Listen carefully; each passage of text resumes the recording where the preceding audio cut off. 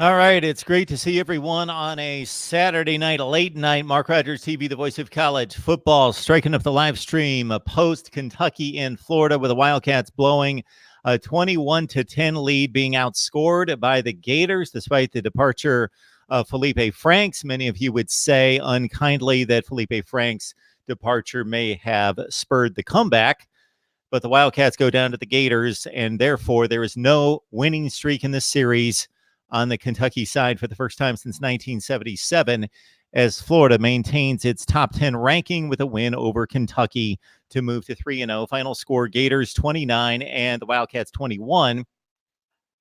So, of course, I will be taking calls at some point. Do not call now, please. I have reserved this spot for Kevin McGuffey from Last Word on College Football, who covered the game. Kentucky beat writer of sorts. And again, covered the game and will be joining us in just a few seconds. Before we get to Kevin, I'm going to run down the scores and see what is the latest around college football, as we just had a Florida State-Virginia game go final, I believe. And the other one, in regards to a late score that was out there, was Nebraska and Northern Illinois out of the primetime games. Texas Tech and Arizona are in play, and they've just started. Of course, yes, we will be here for quite a long time to review the day in college football, and it was another great day. College football never disappoints. Let's get to the scoreboard. Here's the latest. Nebraska has rebounded from an unimpressive showing against South Alabama, only winning by 2 touchdowns as a 36-point favorite. And then, of course, the big letdown last week at Boulder, where they were up by 17 points at halftime and lost to the Colorado Buffs, who lost in overtime today to Air Force. If you caught that score, the Buffs, with a bit of a letdown following the big Nebraska win at home, lost at home to Air Force in overtime 30-23. But Nebraska taking care of business as a 14-point favorite against Northern Illinois at 44-8. We've got Boise State in play against Portland State with just a 14-10 lead. Texas Tech and Arizona, as we mentioned, the Red Raiders have scored to make it 7-0. Oregon's on the board against Montana 7-0, and those are the only games in the FBS that are still in play. I will get to your comments in just a minute. Actually, why don't we do that right now while we still wait for Kevin McGuffey from Last Word on College Football? And if Kevin doesn't pop up here in the next couple minutes, I'll check to make sure he's in good shape, because we had set a time for 11:15 Eastern Time.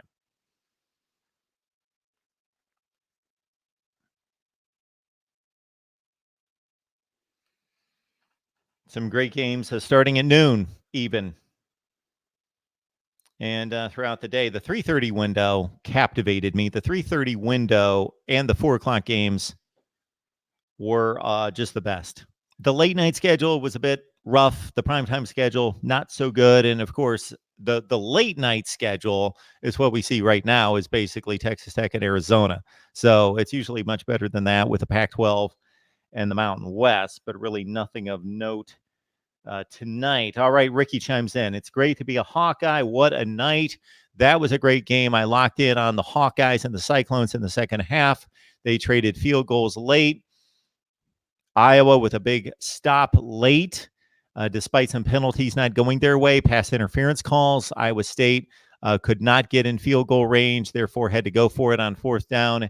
And Iowa maintained the football and kept it. And yeah, big win for the Hawkeyes and moving to 3-0 over Iowa State, a very good football team, 18-17. 2KJ, 444 passing yards for Tua. Great night. We passed so well, we didn't even have to run the ball. Is this really Alabama football? Unfortunately for me and some others, Alabama had a 47-16 lead, and I needed them to cover the 26 points. They gave up a touchdown with 11 seconds left. This seems to be Alabama's MO from a wagering standpoint, to give up late touchdowns to hurt the betting public, or me in particular. So I had a couple really bad turns go against me, and Alabama, South Carolina would be one of those. Let me check on Kevin just to make sure he's in good shape. Got the link. Got it okay. Kentucky goes down to Florida. Tough game. I would think even Gator fans would admit that Kentucky outplayed them. I think that was pretty obvious for most of the game. I didn't lock in and watch every play of the game as I was trying to watch everybody at the same time. But again, it was pretty obvious. Kevin's got to set up an account. Unfortunately, this must be the first time that he's joined us since we switched over to StreamYard. I guess I have to set up an account or something. Sorry, I'm trying to figure out what to do. Sorry, Kevin.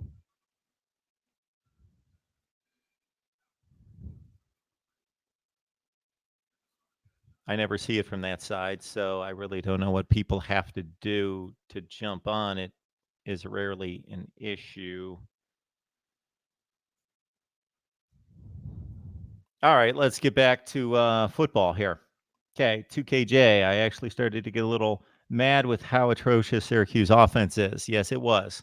Syracuse was in that game to a certain extent. I don't necessarily know that anyone feared for Clemson losing that game, but at 17-6, Syracuse got the interception that was taken inside the 10-yard line, in which if the Orange could have mounted a drive of all of 8 yards, they would have cut the lead in the third quarter to 17-13. They turned it over.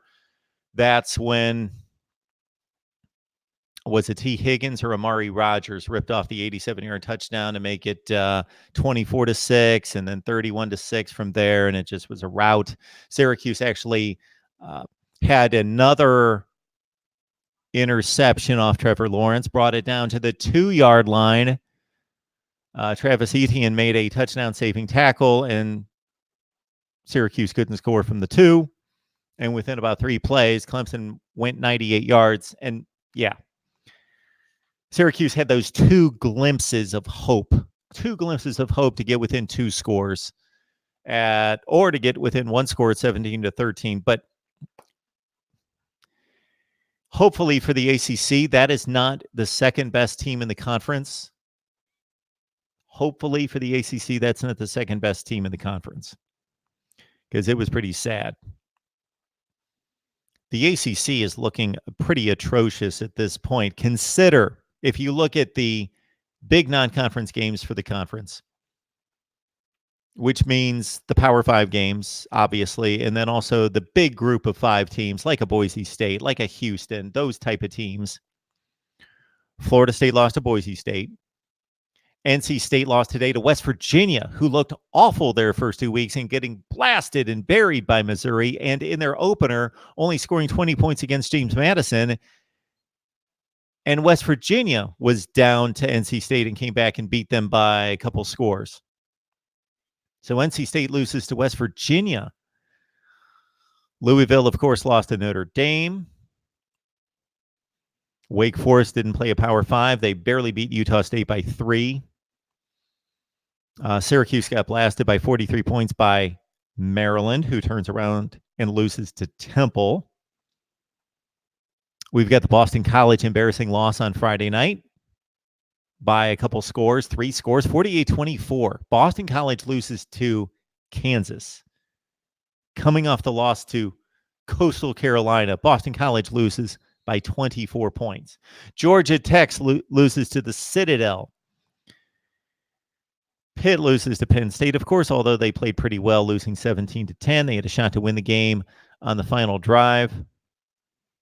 Virginia hasn't played anyone out of conference yet of note. They've got Notre Dame coming up. Virginia Tech has yet to play anyone out of conference, but they blasted Furman by a touchdown. Virginia Tech could only score 24 against Furman, only beat Furman by a touchdown. So the ACC looks awful. North Carolina, of course, got the win against South Carolina. Okay, good. Duke lost to Bama. Expected. Should have played a little bit better. Should have hung in the game a little bit better. I would think a 6 to 8 win team in one conference should stay within 39 of the best team in another conference. And that pretty much takes you through all the the big non-conference games for the ACC. So on the plus side, what? Clemson beat Texas A&M and controlled and dominated the game. Good.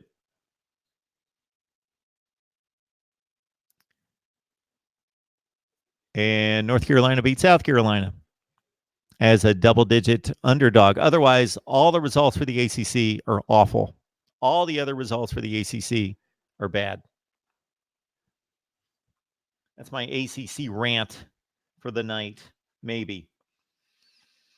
2KJ, I feel like Lawrence has regressed in decision making.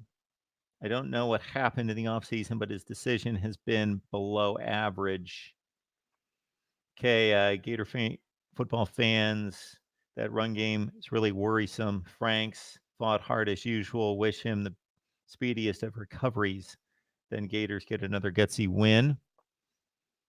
Drake in the chat as well. Congrats to the Gators. James is with us. Florida State lost again to Virginia, put up a fight. I took the 7.5 there. Thought that Florida State on the road would have a chance, which they certainly did. It was a tie game. They actually had a touchdown lead in the fourth quarter against Virginia. I was not able to watch that game on the ACC network, but I'll try to catch up with that one in a condensed version. Of course, we talked Florida State here all night on Wednesday night, actually college football throughout the night. Florida State, they are in the spotlight at 7 o'clock Eastern time. So if you love Florida State football, 7 o'clock Eastern time right here at Mark Rogers TV, the voice of college football on Wednesdays. Drake Knapp, he was talking so much noise after beating Charleston Southern. All right. Dennis Wilson feels bad for George. He really wanted Franks to succeed this season. Where is Mark? I apologize, everyone. I apologize. I was waiting for Kevin. He's apparently having issues. Maybe he's trying to contact me right now. This may turn into the call-in show. We shall see.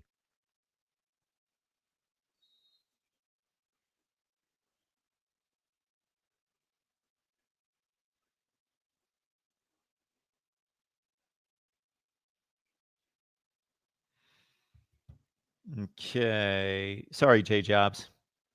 Thumbs up, like the video. So thank you so much, J Jobs. Even though you were forced to wait and everybody else for about 5 minutes, I appreciate you encouraging everyone to like the video. It's easy. Yeah, Clemson won 41-6 straight. Knapp, voice of college football. Thank you, J Jobs. J Jobs, I would love to know who you root for and how long you've been watching. Because I got to say, I don't know that I've seen your handle on here before. And you know what you get. You know what the tradition is here. Although the tradition has been compromised by this because I'm right-handed. But here it is. Welcome to Mark Rogers TV, the voice of college football, J Jobs. It is great to have you here. Absolutely. Space Mountains on the line. Franks is the worst quarterback. Sorry, no contacts in. Worst quarterback ever seen in college football. That would be Felipe Franks. I don't think there's any question about that. Felipe Franks is the worst quarterback that I've seen in watching 40 years of college football. Absolutely, Space Mountain. He is the worst. Wouldn't even have to think about it. That 24 touchdowns and 6 interceptions last year was atrocious. Florida is so lucky not to have him. Florida's not a top 10 team. Jim John, I would agree they don't look like a top 10 team. We'll see them actually face Georgia.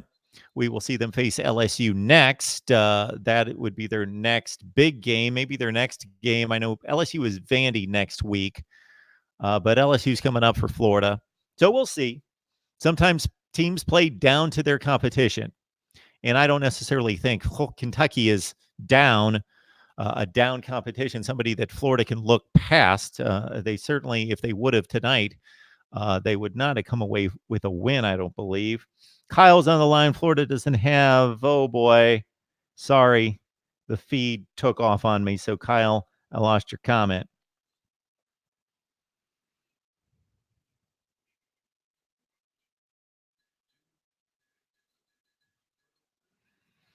Matt Jones, Florida offensive line needs to grow up. Them boys need to eat their Wheaties. Oh, I think they're quite big enough. I got to think they're quite big enough. They need to grow up and study some film and get their assignments down. Deeper Raw, Texas is on the cusp of being a real top 5 team. Not a fake top 5 team. A real top 5 team, meaning not necessarily reaching the AP or the coaches poll in the top 5, but reaching the Voice of College Football top 25 that actually makes sense. And this is what I'm anticipating. So hopefully none of you fall into this category. This is what I'm anticipating. I had Maryland ranked 5th in the country, I believe, last week. That was based on resume, not necessarily what the perception was preseason, nor what they would do or what I would predict them to do later. I predicted Maryland to go 6-6. That was my Maryland prediction. 6-6, 4-5 in the Big Ten, and to lose one of the non-conference games, which they have done. So I feel pretty good, like they're on track to go about 6-6. All right. Maryland came out and scored a zillion points against 2 teams, one of which had a pulse, Syracuse, maybe. And the second best team in the ACC last year, probably not this year, but probably still in the top 5 to 7 range. And they were annihilated. So Maryland looked mighty impressive. And that's what my rankings are based on. Results, performance, meaning how impressive or not impressive were you, and then the opponent. And there has to be some assumption made. If Syracuse has only played 1 game, before that, you've got to make an assumption that they're decent. So I know that I'm going to hear when Maryland most likely plummets out of my poll, you idiot, you should have seen that coming. Regardless of what I see coming, I'm not ranking teams on what I envision happening in the future. I'm going to be explaining this all day tomorrow. I guarantee it. I'm going to have a bunch of morons that are going to say, Maryland lost. See, they're not the 5th best team in the country. And I'll say, I never said they were the 5th best team in the country. I said that I rated their 2-game performance to be the 5th best in the country.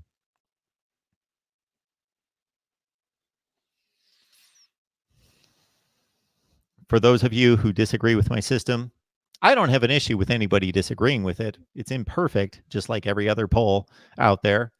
But the people that don't understand it and argue against it, stay with us. You'll get it. All right. We're here to educate the college football fan.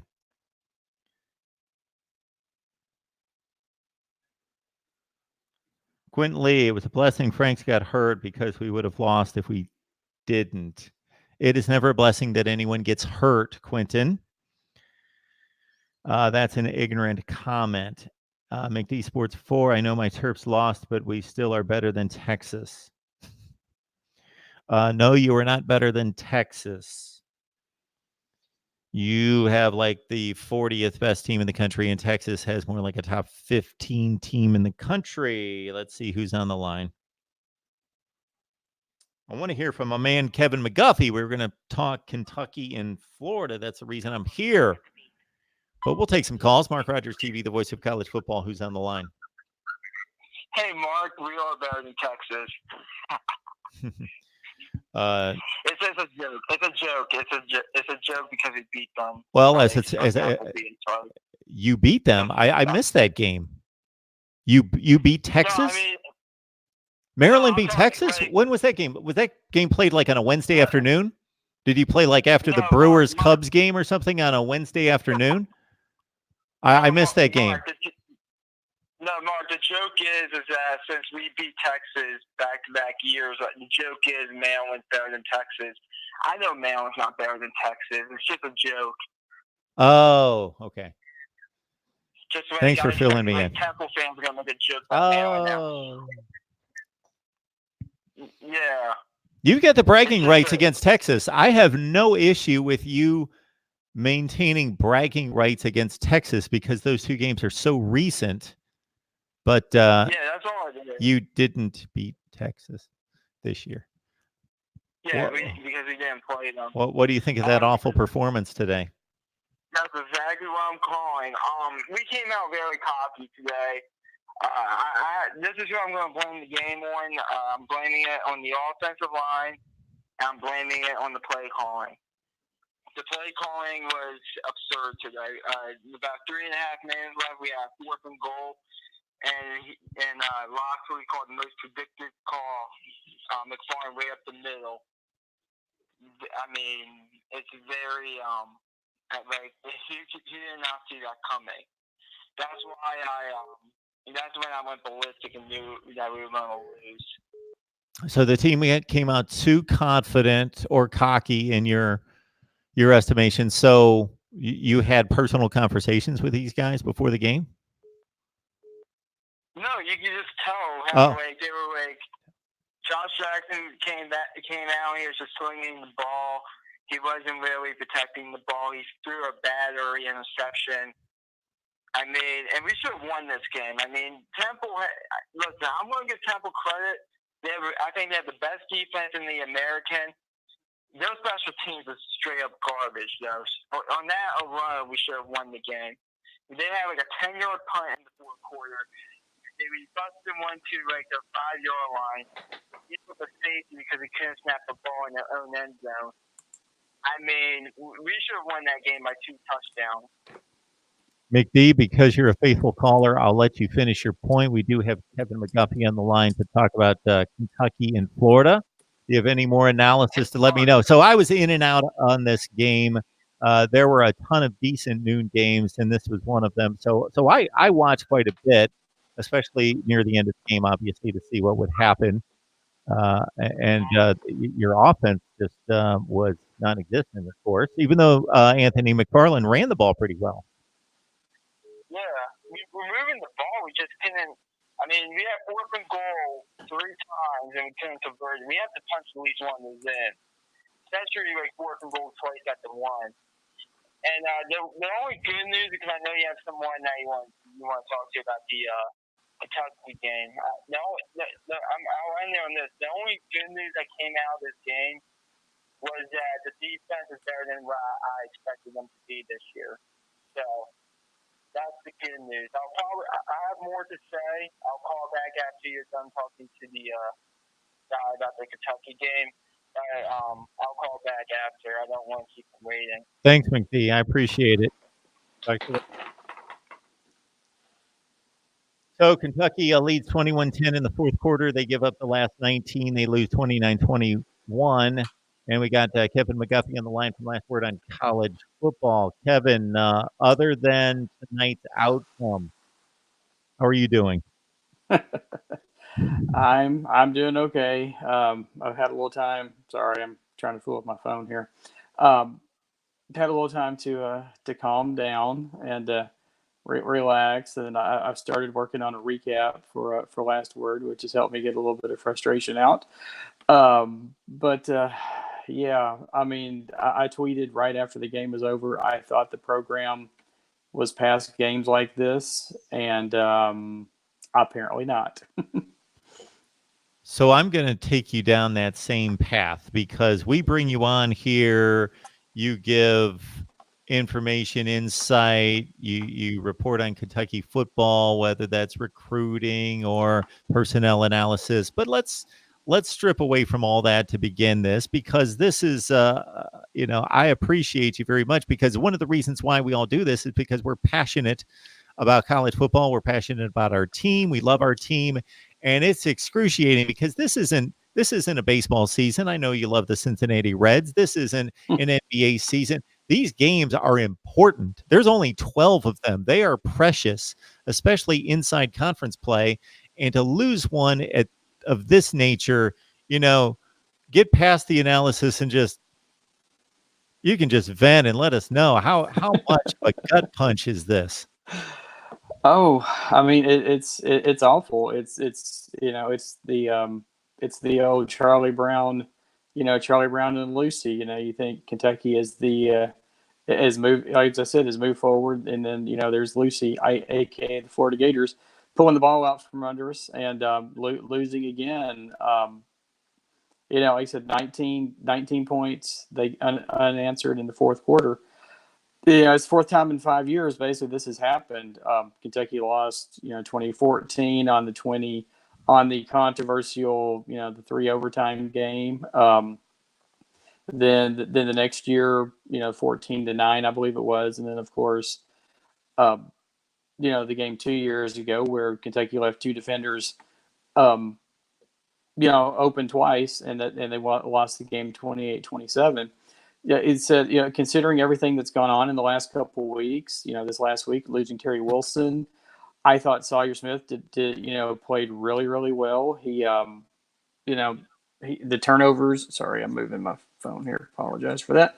I thought he played very well. He, just the turnovers there at the very end. But I think what most people are going to be talking about, and certainly I'm talking about it. Like I said, I was, writing a recap for Last Word is just the conservative nature of what happened in that second half. You go back even to the end of the first half, Kentucky, led and had a chance to possibly put more points on the board, and they, just kind of took the easy way out, and then went on to the second half. Then basically the game turned on that 4th and 1 with AJ Rose.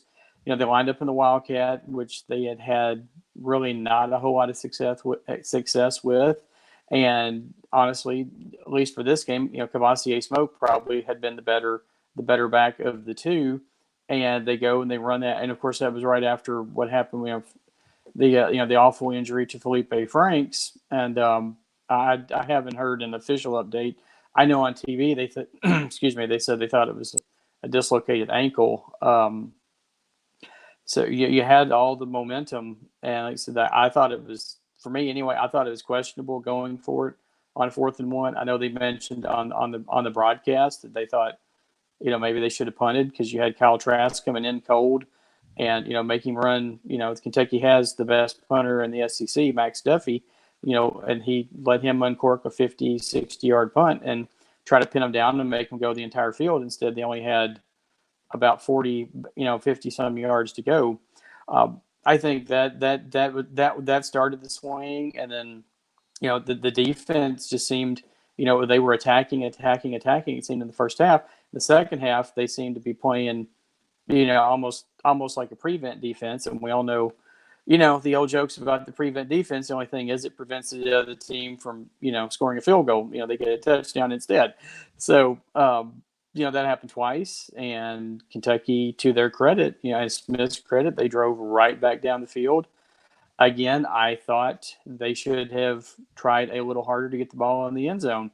I mean, Chance Poore is great kicker coming out of high school.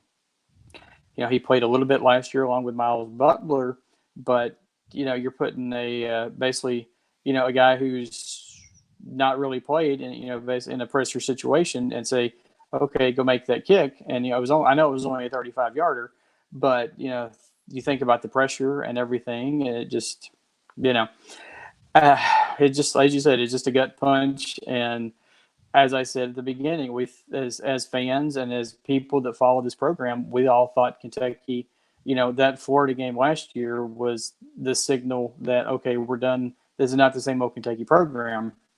But at least for one night, in that second half, they kind of reverted back to their old ways. Yeah, it was a gut punch in regards to no college football fan would think, and certainly not you who've seen as much college football as you have, that a 21-10 lead with about 10 minutes left is safe. But the way the game was played and the way your defense was playing, you're talking about flying around the football. It wasn't safe, but it wasn't safe. But it was the type game where an 11-point lead meant something. It wasn't a 52-48 kind of game. It was that kind of game where defense was being played well. And those were the question marks I had about Kentucky going into the game. Most of us, this is the first time we've seen this Kentucky team play. Mm-hmm. Most didn't watch the first two games, of course, against Group of 5 competition. And then in this game, I'm watching this Kentucky defense even through, they gave up 19 points in the fourth quarter. I'm watching through the first 3 quarters, and I'm thinking, I'm sure from an NFL talent standpoint, they're not quite what they were, because I just saw Mike Edwards on the field for Tampa Bay the other night. Of course, Jordan Jones, of course, Josh Allen are going to be tremendous players, especially Jones in the NFL, I would think. maybe the NFL talent's not there, but they looked like last year's defense for most of the game. I thought this defense is playing lights out. And as you had prepped us for during the offseason, with all due respect for Benny Snell, and I know you respect him as much as anybody and loved having him on the team, and he was just a workhorse to the classic definition. Maybe they had a little bit more explosion, um, in particular with Rose, and you could see that.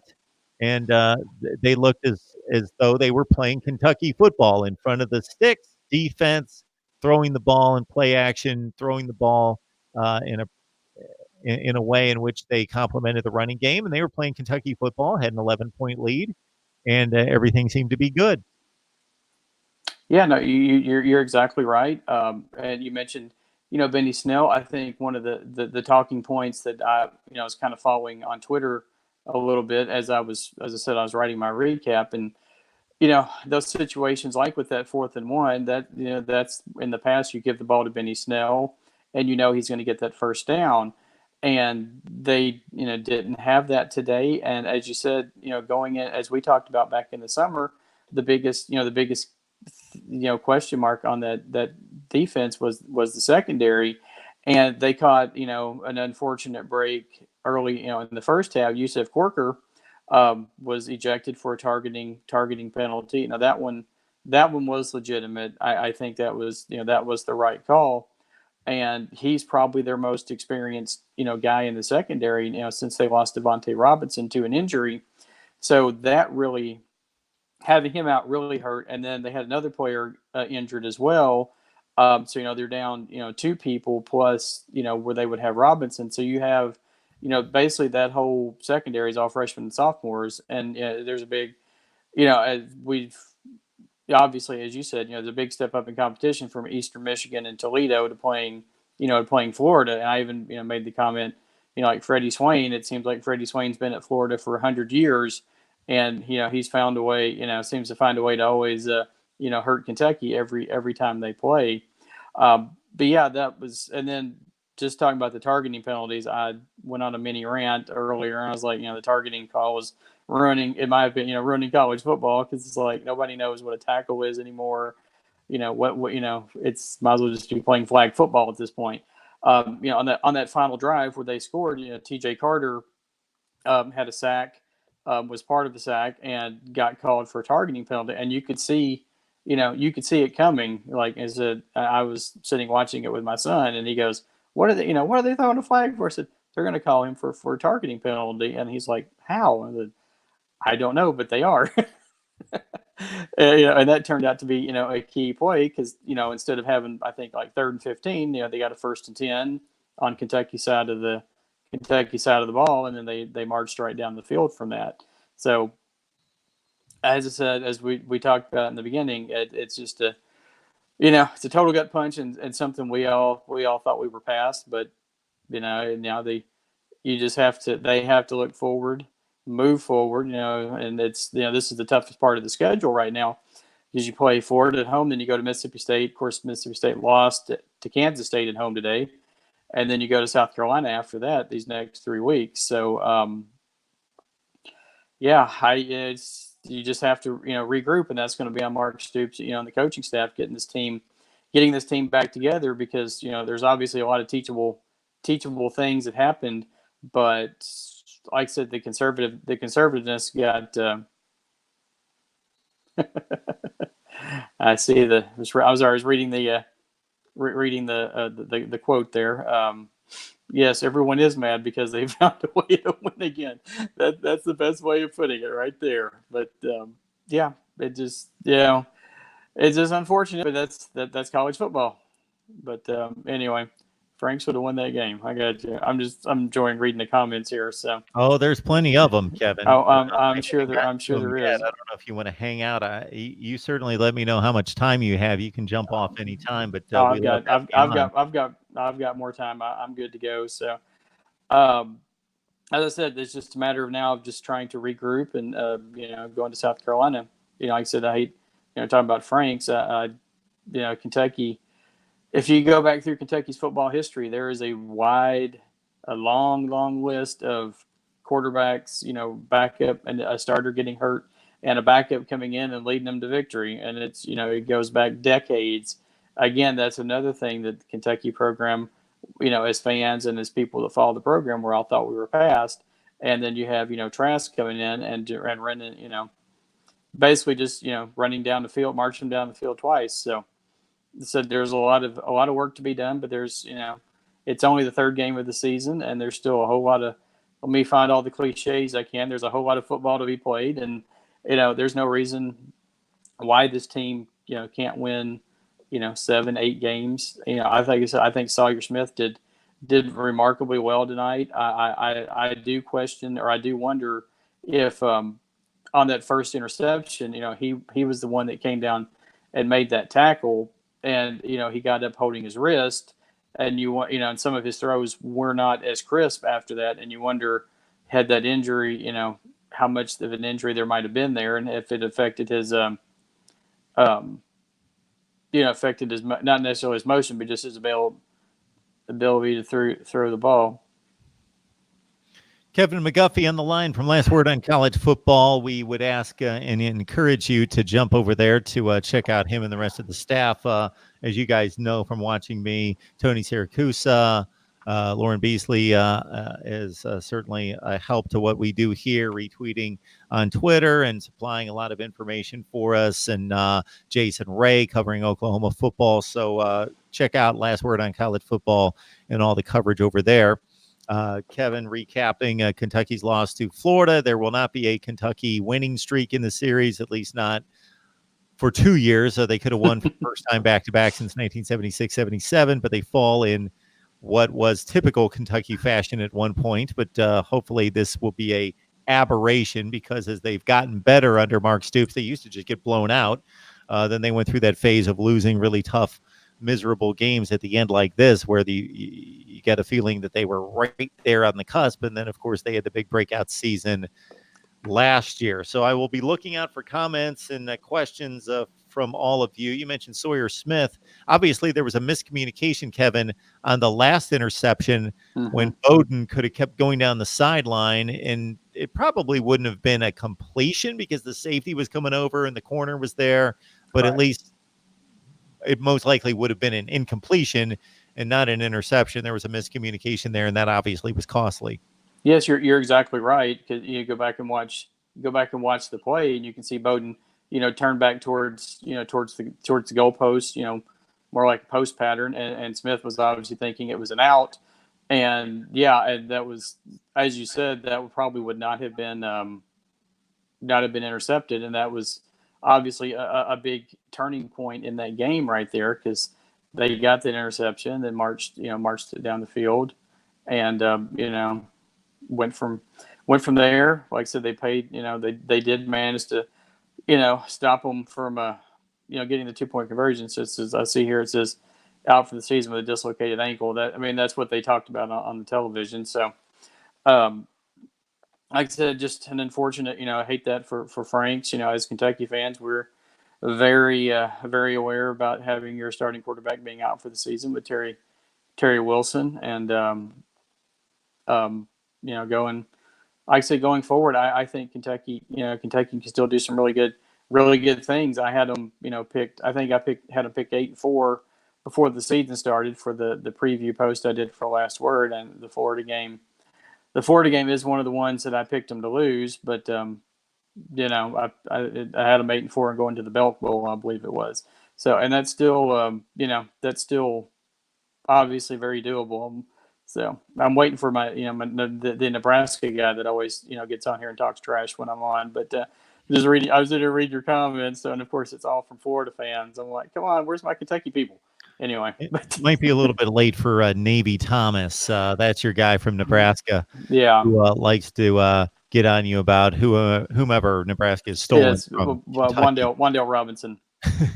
Oh, yeah. Was he a Kentucky guy?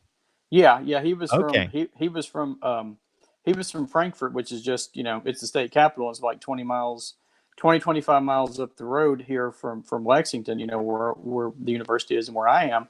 And he committed to Kentucky. There's all kinds of conspiracy theories, but he committed to Kentucky, and then about 2 weeks later got named Mr. Football, and then about a week later he decommitted from Kentucky and ended up at Nebraska. So the conspiracy theorists are like, well, he just did it to get the Mr. Football honor, but yeah, so he, I agree, it was not the kicker's fault. But anyway, like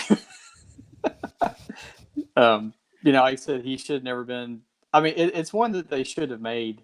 Obviously, 35-yarder in college football. The other thing I question, I'm wondering. Like I said, I haven't got a chance to watch any of the post game stuff. I wonder if Chance Poore wanted to kick from the right hash mark, because I usually when you in that situation, you run the ball straight up the middle, but if you notice that last kick, it was on the last. It was from the right hash instead of the middle, and maybe that's where where he liked the ball.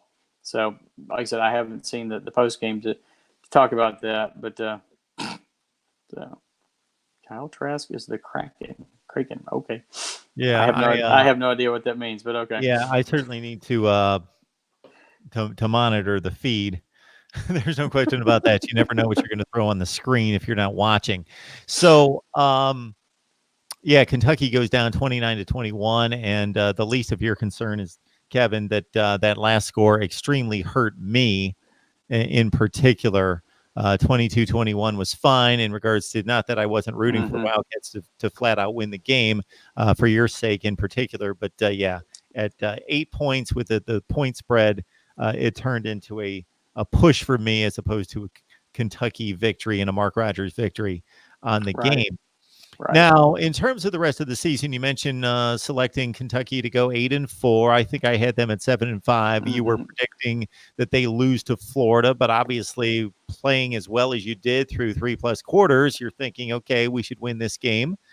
But unless the goal, the reasonable expectation is to knock off Georgia, which you pretty much have to be perfect. You would have to be perfect, we would think, and then you would have to beat them head-to-head, and you would have to win that game at Georgia. I don't know what this really costs the team because, again, if the goal is to beat Georgia and win the division, and that might be a little bit unreasonable, then this otherwise this loss doesn't cost you a lot in regards to just wanting to have a strong season, maybe win 5 or 6 games in the SEC, win 8 games overall. You're still on track to do that. And if anything, it proved that you can play with the top 10 team and outplay them for most of the game. Yeah, no, that you're exactly right on all. Exactly right on all those points. Kentucky, as I said, I think basically I had them losing on my preseason thing. I had them losing these next 3 games. I had them losing to Florida, and Mississippi State and South Carolina, and then losing to Georgia. But obviously the end goal is to try to play for the SEC championship and try to prove that they're up to that. They want to get to that next level.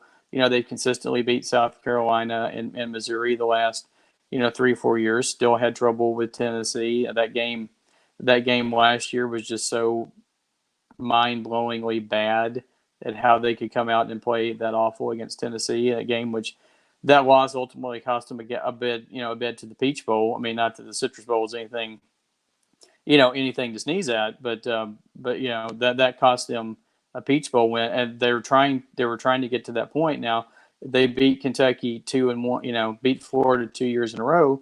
Now they're proving that that they can hang with the big boys in the SEC. I still think it's Georgia, Georgia obviously, and then everyone else. Florida may be able to give them a pretty good game. We'll see when we get to that. But like I said, I think 8-4 is still doable. You may, there may be a game in there somewhere with could reach up and bite them. You just never know. But like I said, overall, I was very impressed with how Sawyer Smith played. I know he had 3 interceptions. Obviously, that last one at the end of the game was rather meaningless. But they still have to beat Clemson. They're in the ACC. They go to the playoffs every year. But I don't know. I don't know about that one. But they could win that other division, Kevin. Yeah, they definitely could win that other division. There's no doubt about that. Um, yeah, and play Clemson for the championship.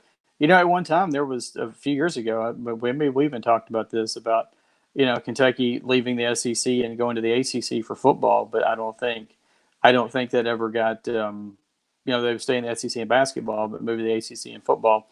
Obviously, that didn't go anywhere. But you know, we can talk about things like that all day. But I agree with you. I think um, Kentucky could definitely win the non-Clemson division of the ACC, but at the end, like I said, it's just a bad loss. And like I said, I've said it 3 or 4 times, and I'll say it again for people who may just be tuning in. This is a loss that shouldn't happen. I think that the coaching staff got way too conservative. It started at the end of the first half, and then continued through the second half, and then that 4th and 1 play. I honestly didn't like them going for it at that point, and I didn't like the play call. I was not a fan of the Wildcat, and if they were going to run it, I would have had Cavassier Smoke in there, again instead of AJ, because you're supposed to, the coaches say they always just kind of do their things, a feel for the game, and Smoke had the best game of the 2 tonight. I think he should have been in there at that point. But hindsight, of course, is 2020, and give Florida all the credit in the world. Give Kyle Trask all the credit in the world. They came back, they won. They did it to Kentucky again. They said this is like 4 times in the last 5 years that Kentucky's had a chance to win and probably should have won, but didn't. So, just got to forget about it, move on. All the other cliches you want to throw in there.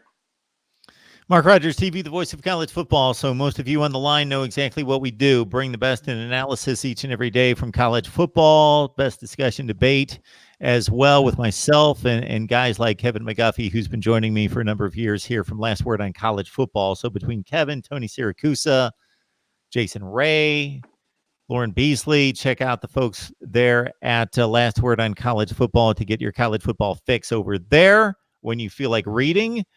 When you're lazy and feel like just listening and watching people ramble, then you come over here to the voice of college football. And of course, we thank you so much for the growth that we've experienced over the last several months.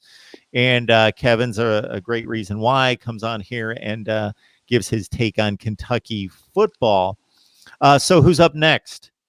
They go to Mississippi State. That's next, right. You mentioned that. Yeah, it's 4:00 game, either SEC Network or the lovely SEC alternate that airs in SD here, and that airs here on at least on our local cable system. I think DirecTV, it may be HD, but the game against Eastern Michigan was on the alternate channel, and it was like, oh my gosh, what am I watching?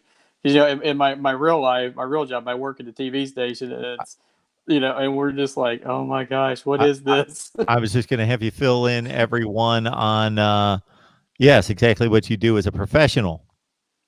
Yeah, my official job, I'm production supervisor at WLEX TV, which is the NBC affiliate here in Lexington, Kentucky. I do a lot of stuff behind the scenes.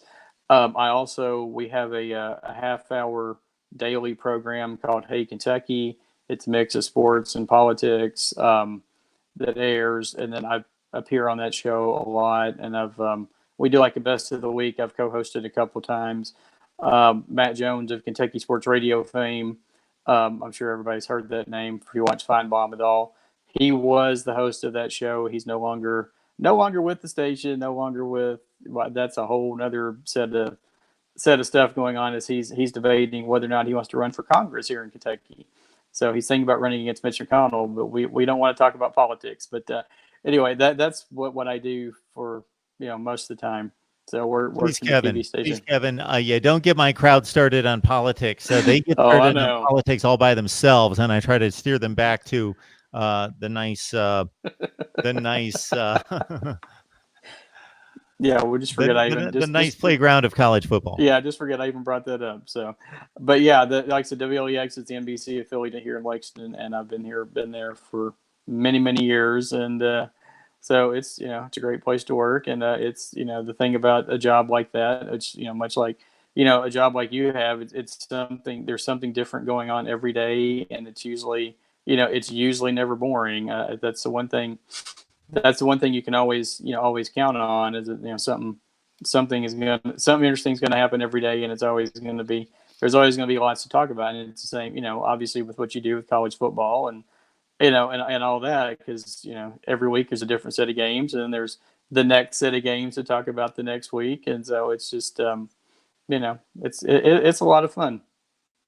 So for you, Kevin, production operations management in your title. For me, production operations management in my title. So we pretty much do the same thing, I'm sure, on certain levels, both in Kentucky and Connecticut. Kevin, we appreciate you stopping by. We understand this isn't the easiest thing to do when your team just took a hard loss against a conference rival when the game was seemingly in the bag at 21-10. Yeah, no, it is, and like I needed a few minutes to calm down, and I mean, not that I was, there was a report. Just have to share this really quickly, if you don't mind. There's one of the Twitter pages that I follow. It's like the public safety, page, and there was a report of says a guy, irate fan, punched hole in TV at a bar, and is refusing to pay for it. But and I was like, yeah, that sounds like a Kentucky fan right there. So, but yeah, it's as I said, I've said it several times. I'll say it again for anybody who's just now tuning in. I appreciate that Kentucky did play very well for 3 quarters. It's a game and a loss that everybody thought that the program was passed, and so it's going to be very interesting to see what happens with Stoops and the coaching staff going forward, and how they rebound, how they get the players to rebound heading into Mississippi State, which, even though they lost a game to Kansas State today, they're no obviously playing in Starkville with the Forsaken Cowbells, going constantly is certainly no easy place to play. All right, there it is from Kevin McGuffey, Kentucky football wrap. The Wildcats go down to the Gators at 29-21. Kevin, we appreciate you stopping by. Of course, you're welcome anytime. Would love to have you on before all the big Kentucky games this year. All right, Mark. Thank you very much. I really appreciate it, and thanks for letting me come on and talk Kentucky. It's always great to talk to you, and it's just been so much fun. So great to see how much the channel has taken off. Especially over this last year or so. It's been really, really cool. Really Thanks, great Kevin. To watch. Well, thank you, sir. Thank you. I appreciate that. You have a great evening, sir. You too. Again, Kevin McGuffey, last word on college football right there. This, of course, is MarkRogersTV, the voice of college football. And Jay Jobs had just reminded everyone, I had the post up on the screen, 68 watching right about now, and we had about 16 likes. So that doesn't, that doesn't seem to make a whole lot of sense. So if you're here, I appreciate it, absolutely. But if you know anything about YouTube, otherwise I could care less about likes. If I post something on Facebook and my friends watch it, whatever, it makes no difference to me. Likes, not likes. But I know that likes on YouTube means something. Whatever that is specifically, I don't know. But everyone knows it, that in the algorithm of Google, likes, comments, shares, all that stuff, the engagement of you in the delivery of the content means something to YouTube. And many of you know what the vision is here. We believe we deliver the best in college football content on a daily basis and would love to do it even more so. So again, we are here, and the super chat is on. And if North Florida White Trash is still on the line, North Florida White Trash, thank you so much for the super chat. We appreciate the contribution. I have never seen your handle before, and you instantly, bam, give to the super chat. Thank you so much for the contribution. For those of you who would like to contribute in a more direct way, and you probably know what I mean, where the money is not as filtered, let's say, I will be passing along information about Venmo and PayPal accounts. All right, college football, week 3. Let's discuss it. The phone lines are open, 860-325-3687, 860-325-3687. There were a number of people calling while Kevin was on the line. Of course, subscribe to the channel as well. Not only subscribe, but if you love college football and want the channel to grow and to continue, then, hey, bring on the family and friends and the social media acquaintances who love college football as much as you do. Or maybe even if they just pay attention during the season or during the big games or during November and the college football playoffs, bring them on board. Doesn't cost anything to subscribe. So there you go. And again, you can sign up for my predictions below. Even though I got burned by a number of bad beats today, I still had a record that would win money. For a third consecutive week, my picks would make money against Vegas. And then, of course, there's the call-in number, 860-325-3687. Got a call coming in. I apologize for the phone lines and so forth. So we will explain that at a later date. Mark Rogers TV, the voice of college football. Who's on the line? Yo, Mark. How's it going? It's Steve Barrett. It's been a long time. How's it going, man? Been a long time. What's it been, like 3.5 days? Yeah, maybe something a little bit more than that. Okay. It's been an eternity. How have you been? But yeah, man. I'm still alive. A little bit. I guess we didn't have a direct chance to maybe catch up after the LSU game. But yeah, I mean, it was a pretty rough day. Rough day afterwards, but a rough night. Watching that LSU game, Texas versus LSU. But it was a great night of college football, man. I would just have to say that I think that, again, I know it's a little bit too premature to really say who's really doing really well and who's really not doing that well. But I genuinely do believe the Big 12 is probably going to come down to Texas and Oklahoma again this year. I don't know if I was penciling that in or if there's dark horse contenders, but really and truly, man, I mean, Oklahoma is looking really, really good. I don't know if you saw the UCLA game, but they just keep on really pounding the offense. Against any defense they play. I know that they only played South Dakota and Houston and now UCLA, but they're just pounding the ball every single possession. And Texas looks pretty impressive as well. Obviously, that LSU game, it's a good sign to me at least that Texas is not, probably not, at least at this point in time, a top 5 team or college football playoff ready team yet. But I think that if they can really and truly make a couple of adjustments throughout the season and take care of Oklahoma if they can, at least the first game, I think they have a good shot to improve their record from 4 losses last year. Maybe not the CFP, but hopefully just 1 or 2 losses. And what about Kansas, bro? Kansas Jayhawks. Who would have ever thought that Les Miles is 2-1 with Kansas and blown out the Boston College, which I believe was the 3rd or 4th best ACC team last year. So, yeah, it's been a bit of a shocking, interesting kind of turn of events in the last few weeks. Sorry, but I think Kansas could surprise some people this year, man. So keep in mind that we're only 1 week removed from Kansas losing to Coastal Carolina. And considering Coastal Carolina and Indiana State were the first 2 games, I'm raising my hand as being one who had predicted Kansas to be 2-1 at this point. Now, the 2-1 would not be the 2-1 that I would have selected.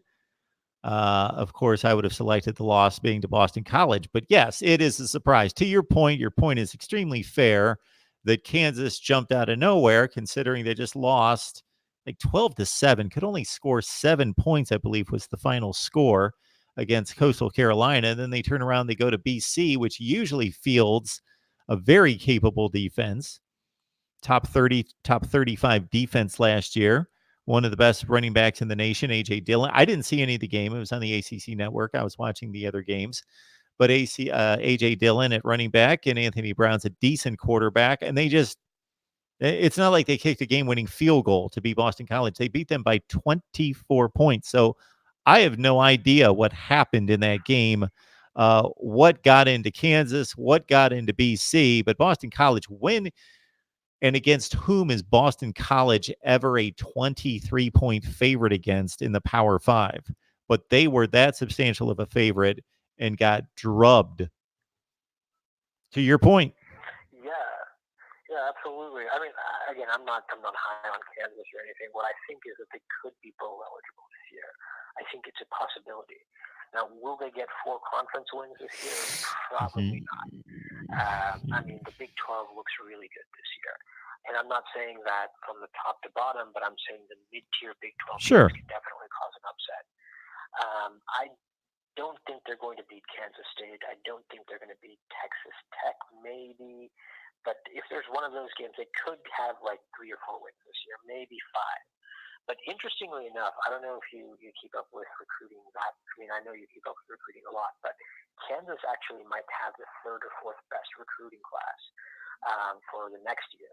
So I think that Les Miles is doing something to actually get some positive momentum to Kansas. Now, it may be 3 or 4 years when we start seeing the effects, but I'm sure you remember Kansas making the Year 6 Bowl, I think 2007 or something like that. Absolutely, with Todd Reesing at quarterback. Exactly. Sure. Exactly. So they have been good. Aqib Talib at corner. Yep.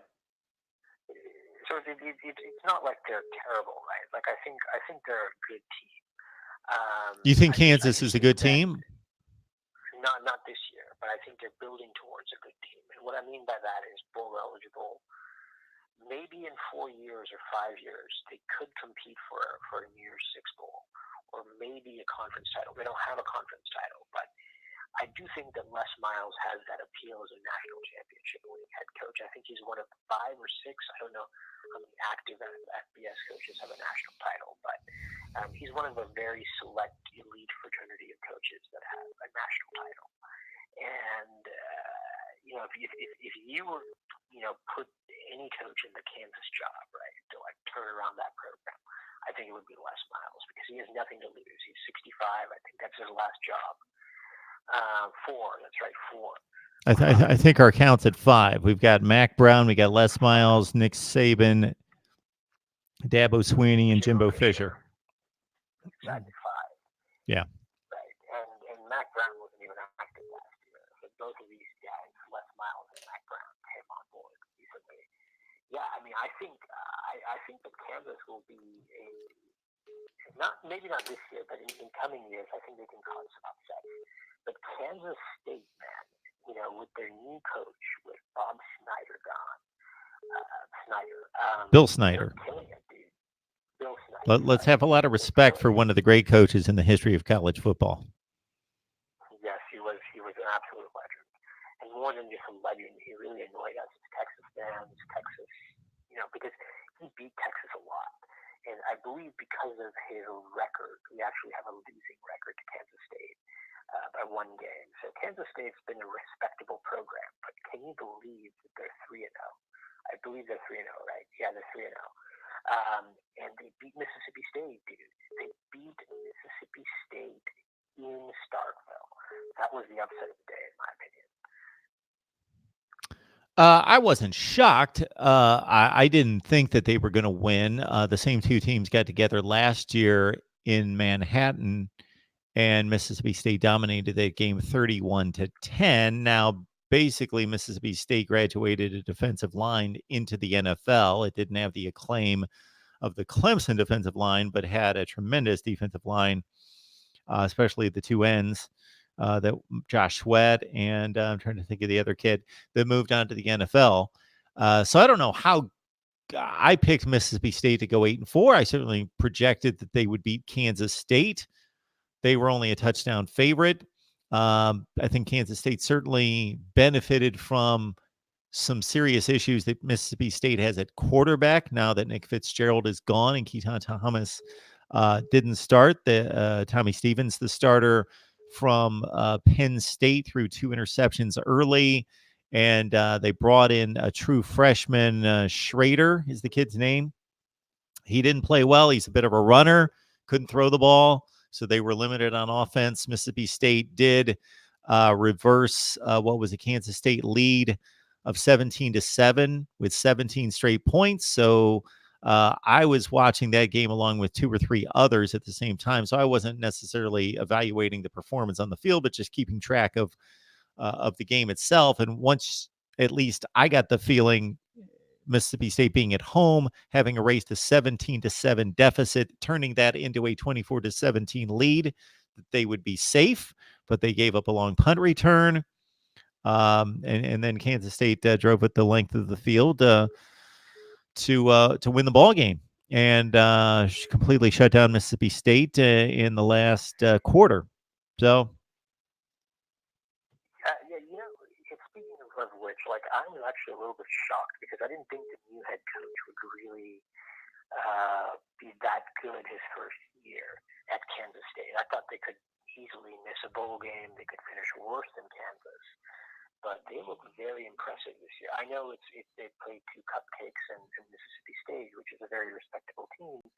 But I think K-State could cause some upsets this year in the Big 12 as well.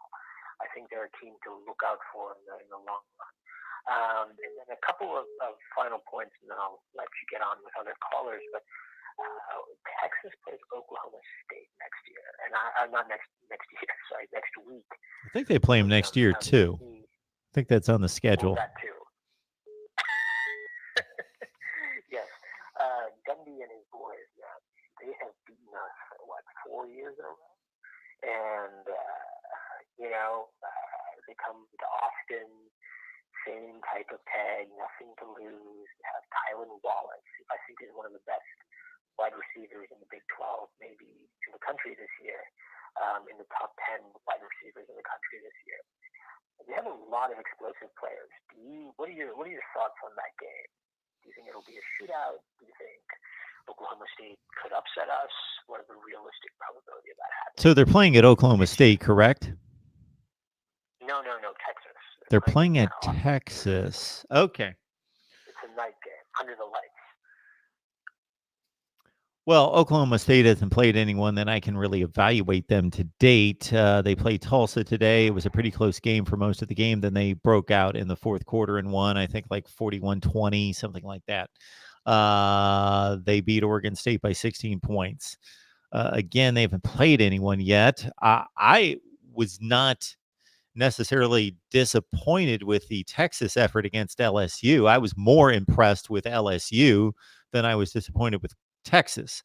I came away more impressed thinking LSU, I'm going to be fascinated to see how good they play against the heavyweights in the SEC, more so than thinking, oh, Texas has no shot in the Big 12. They're really not that good. No, they were outplayed by LSU, but they certainly could have won the game. It would have been a couple other plays in the game could have turned it Texas's way. So they weren't blown out or manhandled in any such way. They were outplayed to a certain extent. So I think that Texas has certainly at home a 75 to 80% chance of beating Oklahoma State. Okay, that's a fair assessment. So you don't buy into the hype of Oklahoma State has dominated Texas for the last 4 years or something like that. You don't think that has any weightage for this particular game? Oh, I think it could. I don't know. I think that we make too many assumptions. So, yes, there are certain locker rooms and certain teams that are fazed by facing a team that has beaten them every time that they've played. And there are certain other teams that aren't fazed by it. That's why we see some winning streaks continue, and then we see other winning streaks stopped. Certainly the Kentucky team marched onto the field in Gainesville, of all places, last year against a Florida team that had beaten them 34 consecutive times. But those particular Kentucky players didn't lose to those particular Florida players, of course, 34 consecutive years. So they have to hear about it, but they obviously didn't take that into account. That wasn't what they were about on the field, and they took care of business. Now, does that get into the psyche of certain players? Are there Texas seniors who might be a little extra motivated? And are there Texas seniors who might be a little bit extra psyched out that if things don't go their way at certain points in the game, or there's a little adversity, that they think, uh-oh, here we go again. This team always beats us. Absolutely, that could be the case. I don't think that's going to keep a team that a Texas team that has played in a Big 12 championship game, that has played in a Sugar Bowl, that has played in a number of big games against the likes of West Virginia last year and some other teams, that's going to phase them, especially at home against Oklahoma State. No, I don't think that's going to be a factor in the game. Yeah, that's a very fair assessment. I mean, it's just one of those monkeys that we have to get off our back. It's Longhorn Nation, Texas fans. You know, we have been getting owned by Oklahoma State for the last 3 or 4 years, and you know, they've humbled us. Let's be honest here. Like, you know. All right, Deeper Rot. Those are dark days. So let's hope for the better. And yeah, thank you very much for taking the call. Sure. Thanks so much. Appreciate it. All right, whoever's calling, please call back. So I've mentioned this a few other times, and I appreciate everybody in the live chat who is encouraging everyone to hit the like button. That means a lot. Hit the like button. All right, the call's coming in, so I'll save my audio explanation for later. This is MarkRogersTV, the voice of college football. Who's on the line? Hey, Mark. How's it going? Hey, it's going pretty well. What's going on, man? First-time caller. First-time caller. Who is this? Yeah. North Florida White Trash. Oh, thanks so much for the contribution. I appreciate that. Yeah. I've watched your show. Been watching it for a few months now. You got I watch all your analysis and stuff like that. Pretty good show. Thank you. So, Kyle Trask, I want to talk about him a little bit. Okay. I know Dan Mullen's a good coach, but I think he's stubborn.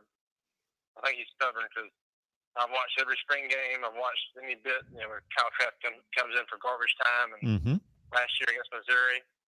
And the guy I've always thought looked like the better, more accurate passer, but he's not as athletic as Felipe Franks. And I think Mullen is so hung up on having a athletic quarterback to run the ball that he was willing to sacrifice the passer. Now, time will tell, you know, because now he is a starter, so time will tell on that if he is a good quarterback. But from what I've seen of him, every time he steps on the field, he completes passes and is a more accurate passer. And as terrible as our run blocking is, that's the only way we'll beat these teams is utilizing our receivers on the field. That's my opinion. So basically what you're saying is that this needs to be a little bit different of an offense under Kyle Trask than it was under Felipe Franks, but you think Dan Mullen is going to force Kyle Trask to run the same exact plays as he would Franks? No, I don't think he's going to force Trask to beat Franks and run the ball. I was saying that I think he kept Franks as a starter because Franks is a little more athletic. Okay. Even though with Franks, a lot of his interceptions aren't because he threw an inaccurate pass. It's because he made such a bad decision to throw the ball in the first place. Just like tonight on the first drive, he had no business launching that ball downfield. It wasn't necessarily because he threw it inaccurately. He threw it where he wanted to. It was just well defended and shouldn't have thrown it there. But now I think with Trask, he's not as athletic, and he can run the ball if he has to. But I think now you'll see more of a, for lack of a better word, grown-up passing game. I think Trask is a more accurate passer. I think it'll allow you to call more plays across the middle, whereas with Franks, you didn't know where he's going to throw the ball. Okay. But besides that, are you happy that Dan Mullen's your coach? Oh, yeah, I'm very happy. I mean, it looks a lot better that we got him than Chip Kelly. Yeah. I'm very pleased with Dan Mullen. Everybody's got something that you disagree with, and I thought that Trask was the better passer, but and time will tell. I could be dead wrong on that. Let's say we get an easy game next week and the week after that before we play Auburn. Give them a little time to settle in and figure out, in-game type of offense we need to run with him. But I think it'll be, our run blocking is just so pitiful. I mean, it's terrible. It was pretty bad. That would have to be your biggest concern on the team, right? Offensive line, after you lost all those starters and all those starting games from last year, like 141 starts off that line. Yeah. That was number one concern going into it this year, and it honestly was for a reason, as you can tell.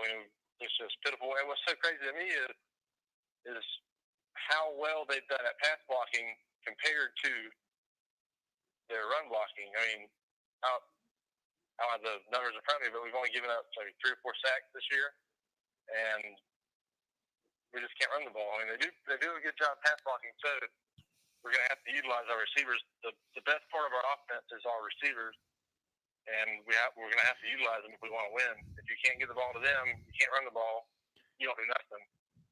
And so that's a little unusual out of offensive linemen because they enjoy run blocking because they can be aggressive. It's simpler, and there is more coaching and technique involved in pass blocking. So usually good pass blocking lines are already good run blocking lines.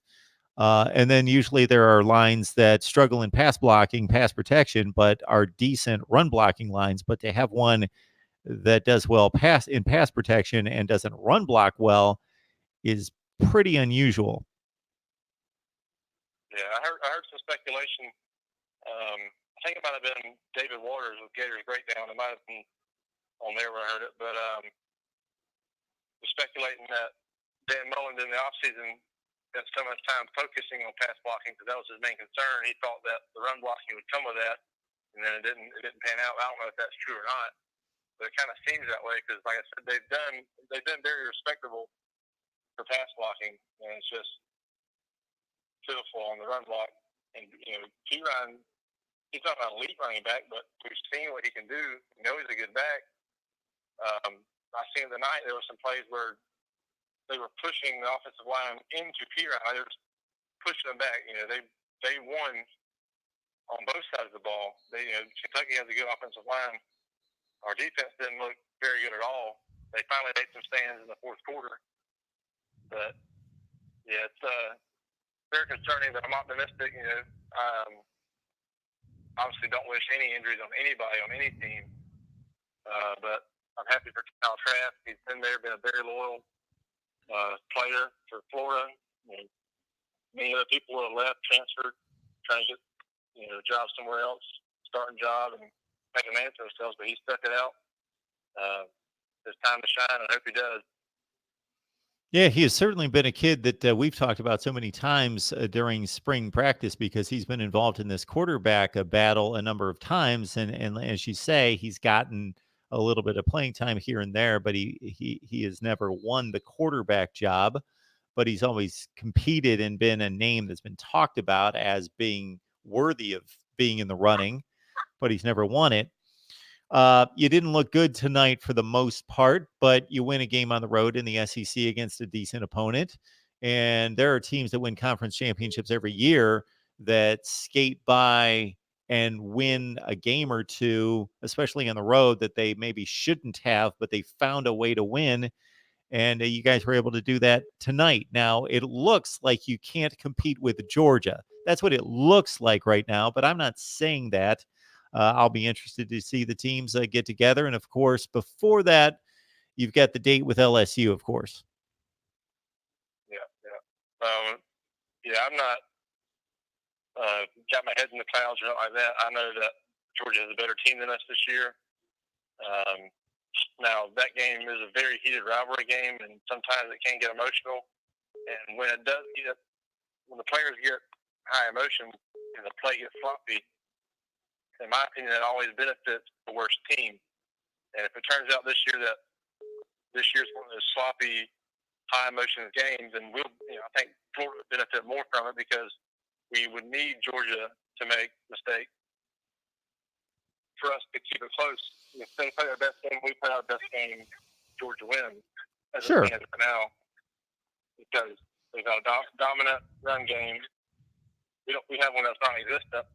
So we got to have some things go our way. Now, we could win that game, but it would take some turnovers, so on and so forth. And LSU, I've got that game on the calendar as a loss already just because of the way their offense has looked and how tough it is to get a win in Death Valley. Even when we had Tebow there, he lost in Death Valley. I mean, that was arguably one of the greatest sports teams we've ever had, and he was in Death Valley and lost. So, I mean, It's not easy to go there and get a win. And you brought up about how just because you have to fight hard and barely get a win doesn't mean bad things. And I don't think it means that we're going to be a great team, but, we got to win. That's all that matters. But, like, in 2006, we had, like, 3 close games with unranked South Carolina, unranked Florida State, and someone else, I forget who it was, and we barely beat them. It was one-score game in all 3 of those. Now, that doesn't mean that we'll do that this year. I'm not expecting that, but just because you have a close game doesn't mean that your season's over. Like a lot of people a lot of Dalton fans are giving us a hard time right now. You can barely beat Kentucky, but if the win's a win, that's all that matters. Yeah, so the assessment against Georgia is pretty apparent, as you mentioned. Georgia's a top 3 to 5 team in the country. You guys are more like a top 15 to 20 team in the country. So they've got to play like a C game, and you guys have to play an A game. And you probably have a similar chance as what you had last year, where it was a 1-point game in the fourth quarter, and then they took over. But you played them neck and neck for 50 minutes, 52 minutes of the game out of 60 minutes, and you played very well, and you were right there, but they took over in the last 10 minutes of the game. And there you go. And that's probably similar to what we could expect this year. But then again, if the teams played 10 times, you'd probably win twice. So maybe it's going to be one of those 2 that out of the 10, you never know. It happens every year somewhere in college football. There's going to be a number of games that are going to be, we've already seen 7 or 8 teams win just in 3 weeks that were double-digit underdogs. So you got a puncher's shot. You're not better, but you got a puncher's chance.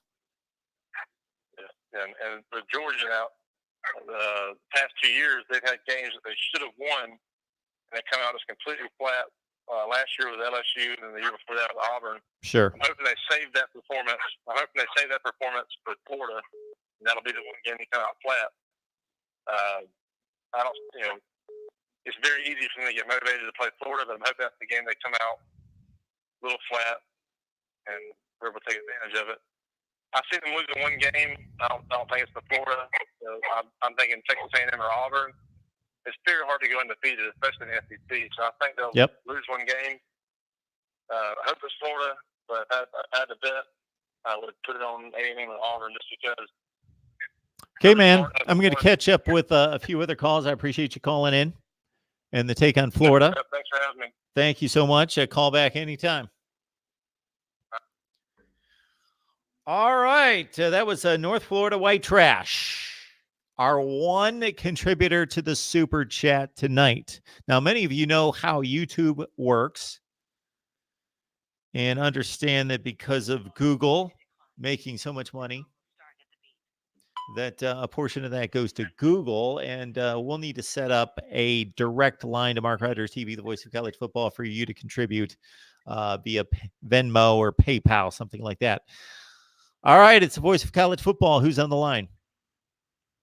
Hey, Mark, it's DeAndre. How you doing? Hey, I'm doing great. How are you, man?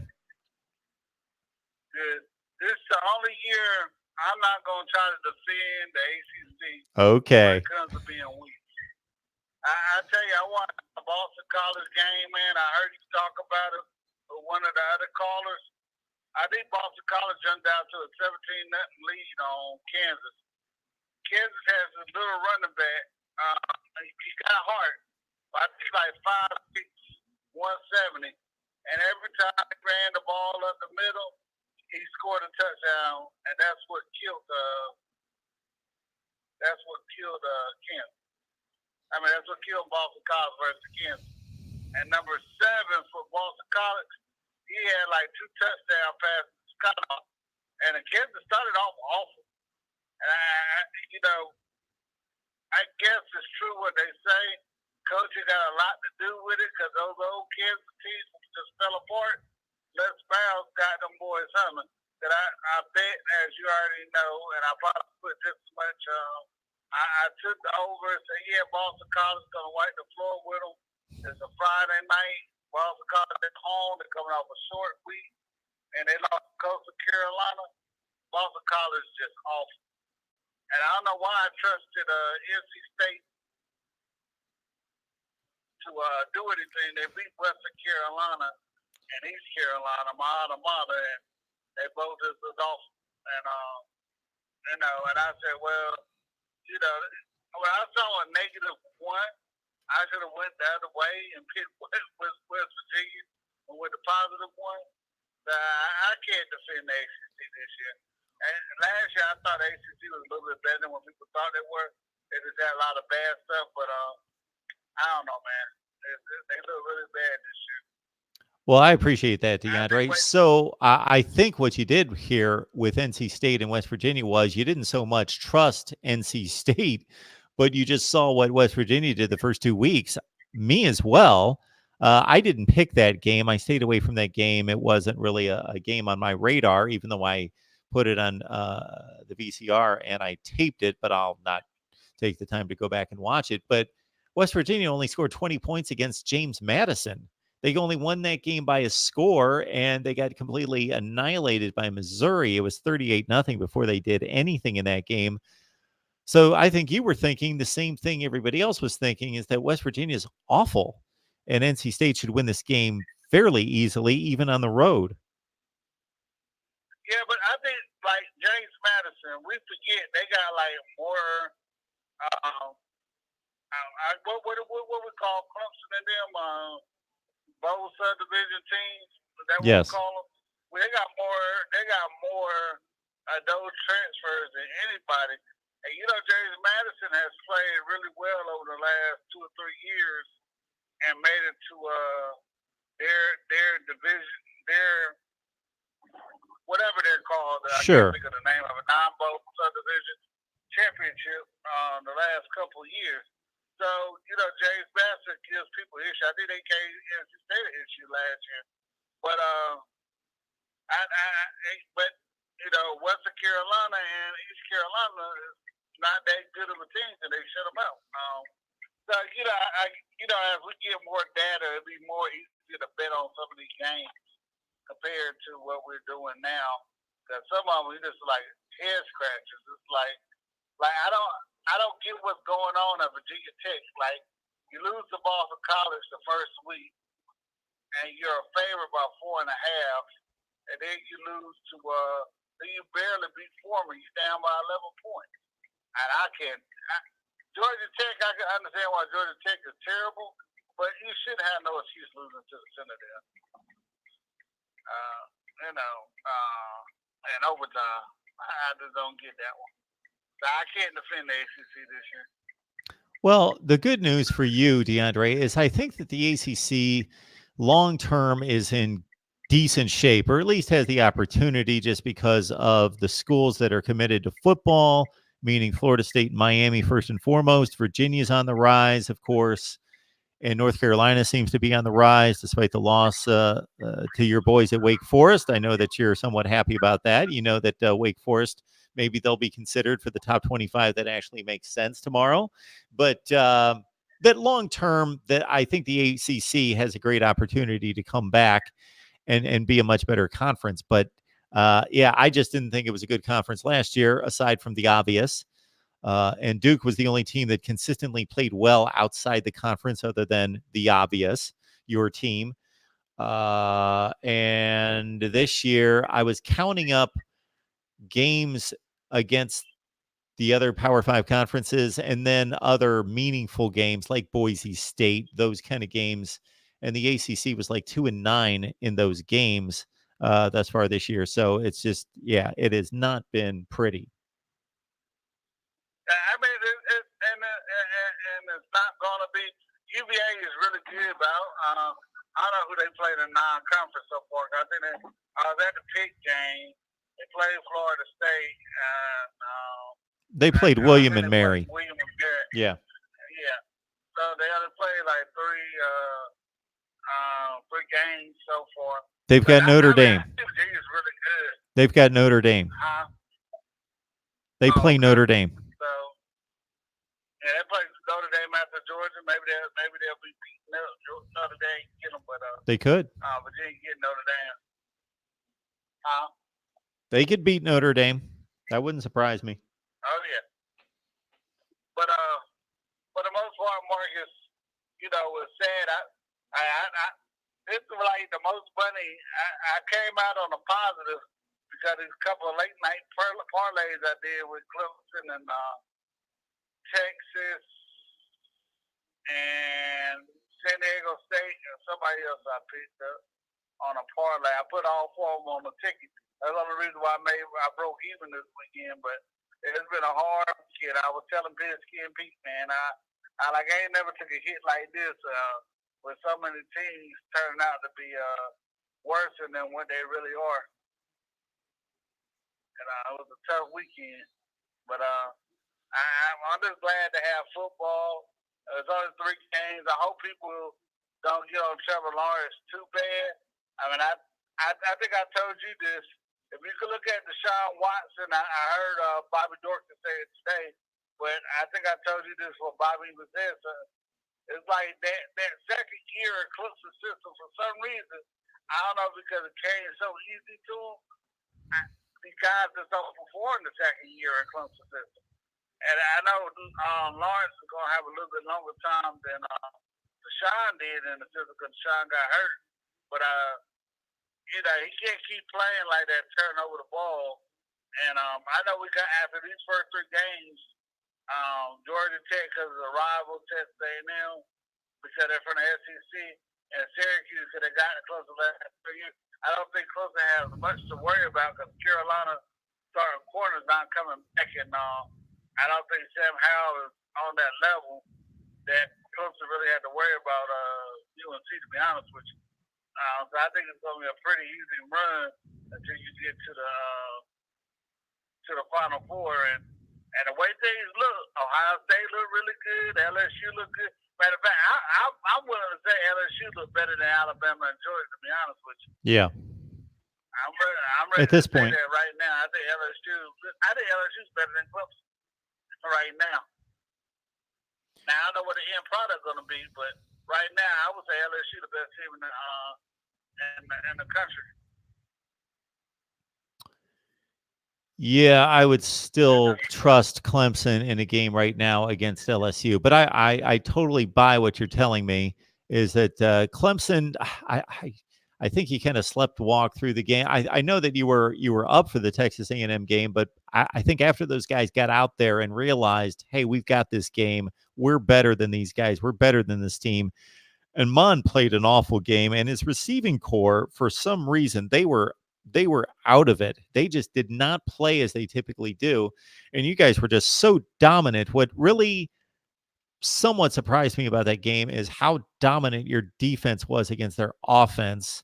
Considering, again, I knew you guys would be really good on defense this year, but despite all the NFL losses and with what they had coming back offensively at quarterback and wide receiver and their offensive line, they had all 5 starters coming back. I just thought they would score some points in that game. I was looking at like a I don't know, because I was really on the fence with that line at 17 and a half. I thought this was going to be like a 38-21 kind of game. Right. That's how I felt too, but like I said, it's hard to tell. I mean, like I remember a couple of years ago, Auburn came to town, and we absolutely wiped the floor with them. But at the end of the year, before the SEC championship game, Auburn beat Alabama and Georgia, and it looked like they were the best team in the country. So, as time goes, we'll see what these teams do. I mean, I'm just grateful to have college football back, and we got 13 more weeks to discuss all of this and see how it shakes out. Because I mean, people keep saying, "Why can't you take it up from Florida State?" I'm not a Florida State fan. I can't stand them. But I really think Florida State's going to get it together. I mean, I don't know why the receivers turning the wrong way on offense. I mean, I really don't know. I don't know what's going on over there, but I just think, you have 2 weeks off to prepare for Clemson. I know it's at Death Valley, but that's something that we, as Clemson fans, might want to watch out for because it might shock you. It just might. I mean, I'll let you go, but I do got one comment though. I saw what Kim Underwood was talking about how people, I guess, some Clemson fans were saying that Miami's gonna be relevant again or whatever. Yep. I know he went off on a tangent. Yep. But let me say this, and I love 80s to 70s football and 90s, and I bring it up all the time. Outside of 2001 and maybe another championship, I can't remember which one it was. Those championships were voted on. And if you look at, I think that, what were their first 9 championship? 84? 83. Yep. Around there? 83. Yeah. I think Auburn was pretty good that year. I think they had a 10-1 record, correct? Yes. I know you don't have the numbers in front of you. They beat Auburn was pretty. DeAndre. I got the numbers right up here. Auburn beat Michigan. Auburn beat Michigan in the Sugar Bowl that year. Obviously with Bo Jackson, and they finished 11-1. Yeah, Auburn was exceptional that year. Yep. So my point is, a lot of those championships were voted on, Mm-hmm. and that Clemson championship was voted on too. That first one in 81. Sure. But my point is, in 81, Clemson there was nobody everybody had 2 losses that year. Clemson was the only team that was undefeated. Correct. You can always go back and argue and say, hey, maybe Auburn should have won a more national championship over Miami. Mm-hmm. Sure. I mean, there's always something like that. And I'm not saying that, when people say when Miami going to be relevant, there is a lot of stuff that Miami did start. I mean, but at the same time, when people say, well, we are, because you see more Miami people talking on internet and social media than anybody outside of maybe Alabama fans.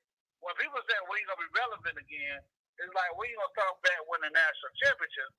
Miami's just like the Cowboys to me. If they're on the TV, people are gonna watch because they want to see them lose.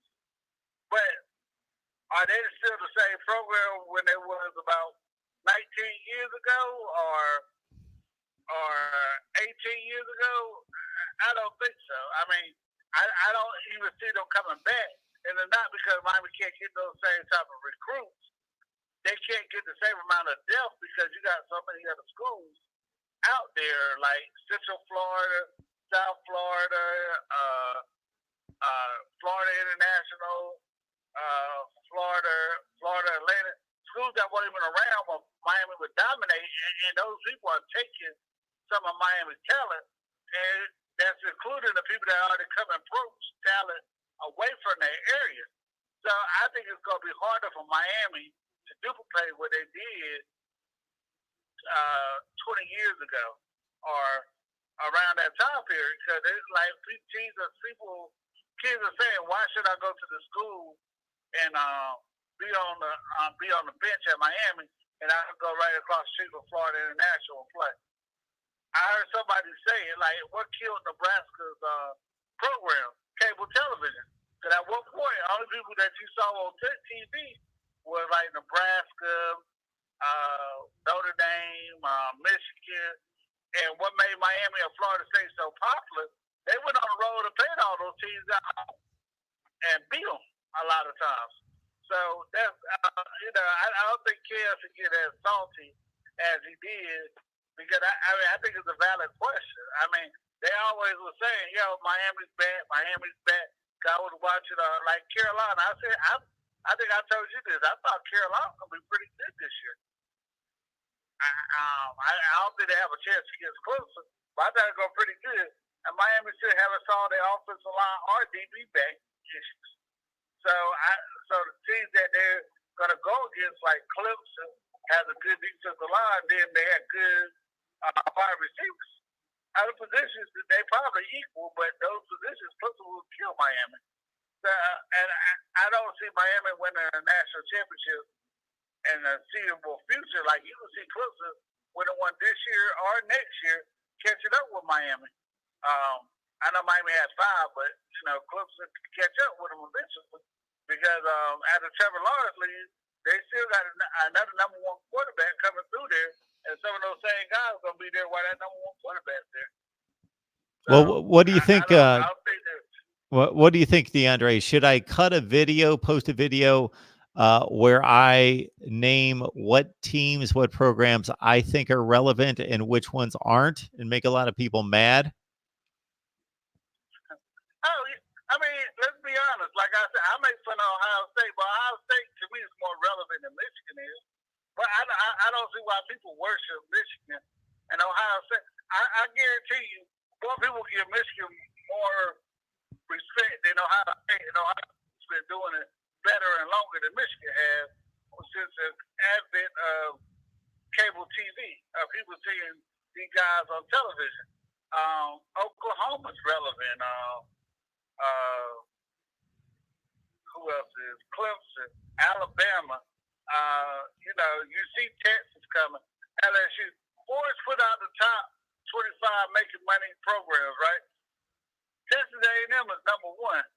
But I can't tell you the last time in my lifetime, and I know you're a little bit older than me, but when's the last time Texas A&M even won a conference championship? 1998. 1998? Yes. Yeah, I mean, and people make it seem like they're one of the most relevant programs in history, and I haven't seen them do anything since I've been on this earth. But I used to love that defense. I think they Pat Wynn, and I used to love the Wrecking Crew. Football when oh yeah, that team's a beast, man. I respect Texas A&M. I remember they played Notre Dame in the Cotton Bowl one year. Sure. And they absolutely destroyed Rick Meyer. So whoa, DeAndre, you know I got to correct you when you're wrong.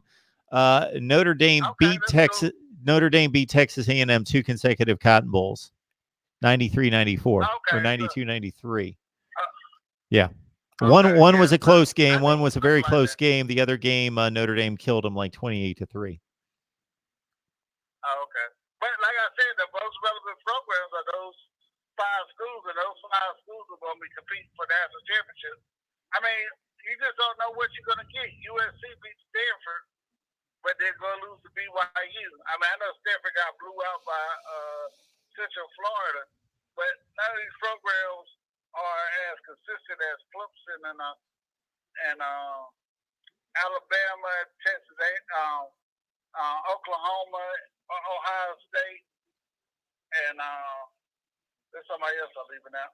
And Georgia's on the come up, but I don't really think they're relevant because they haven't done that since 1980. They haven't done anything since 1980. So when you say do something, DeAndre, you're just saying won a national championship. Even though you're saying, just to be fair, DeAndre, you're also saying that a lot of national championships are somewhat tainted.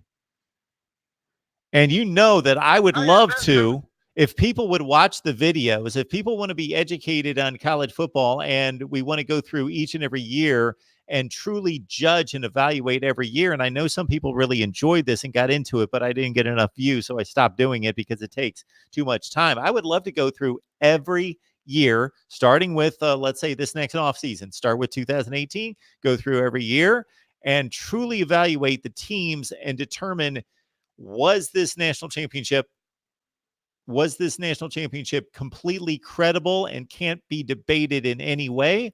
Or are there other teams out there that had just as much of a right to claim a national championship, or in this college football playoff era, at least say we were just as deserving of a playoff spot?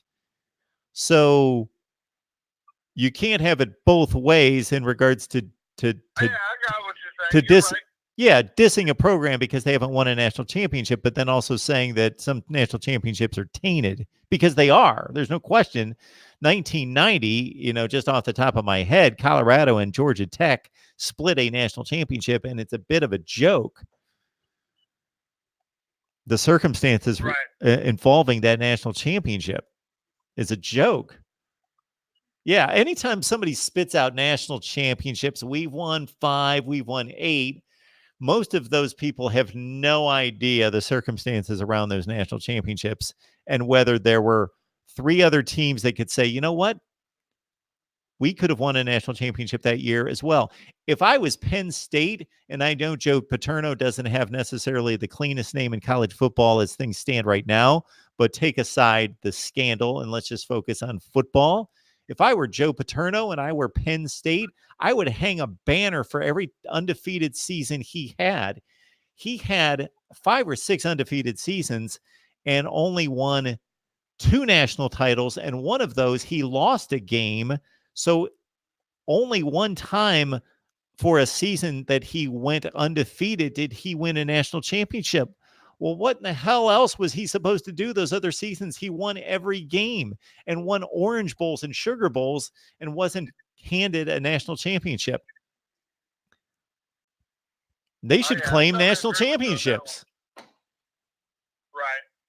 I mean, I was debating with somebody, because I was trying to explain to somebody why I thought that historically black colleges before integration was better. And they were like, look how many national championships Alabama got at that time. But I said, but like you're saying, before 1939 or 1936, anybody could claim a national championship. Sure. There was no voting, no centralized voting. I mean, I don't think he ever came out the reason, the answer why Minnesota was so dominant in the 50s and all of a sudden fell off, and nobody knows why they were so dominant in the 50s. And then didn't do nothing other than that outside of that time period. I mean, I can't tell you last time Minnesota been to a Rose Bowl or won a Big Ten. I even played for a Big Ten championship. I know there's been a short history of that, but I mean, 1960. National championships, 1970. 60. And then that was a 4-way tie. Was 60. Oh, okay. That Minnesota's been to the Rose Bowl? 1960. Wow.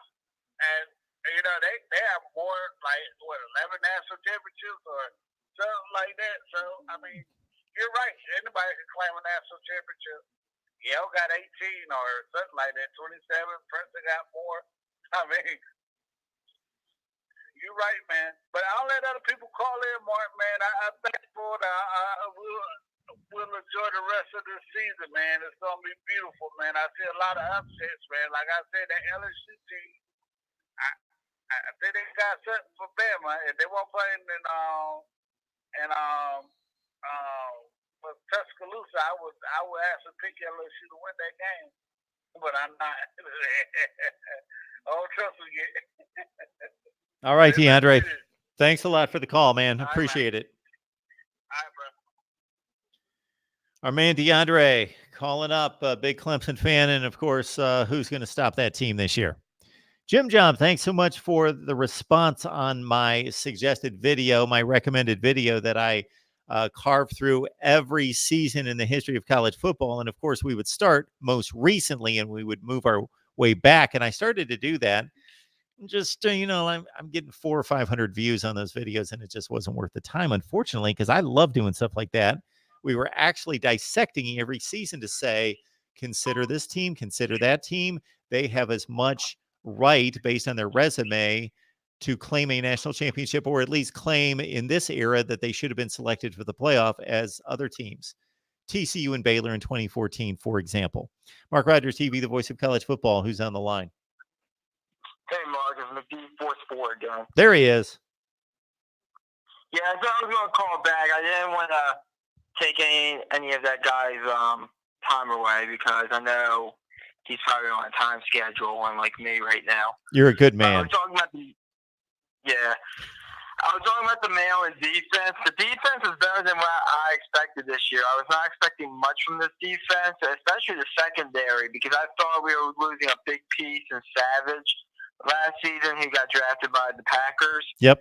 And The defense really impressed me today because I'm going to be honest with you, Temple.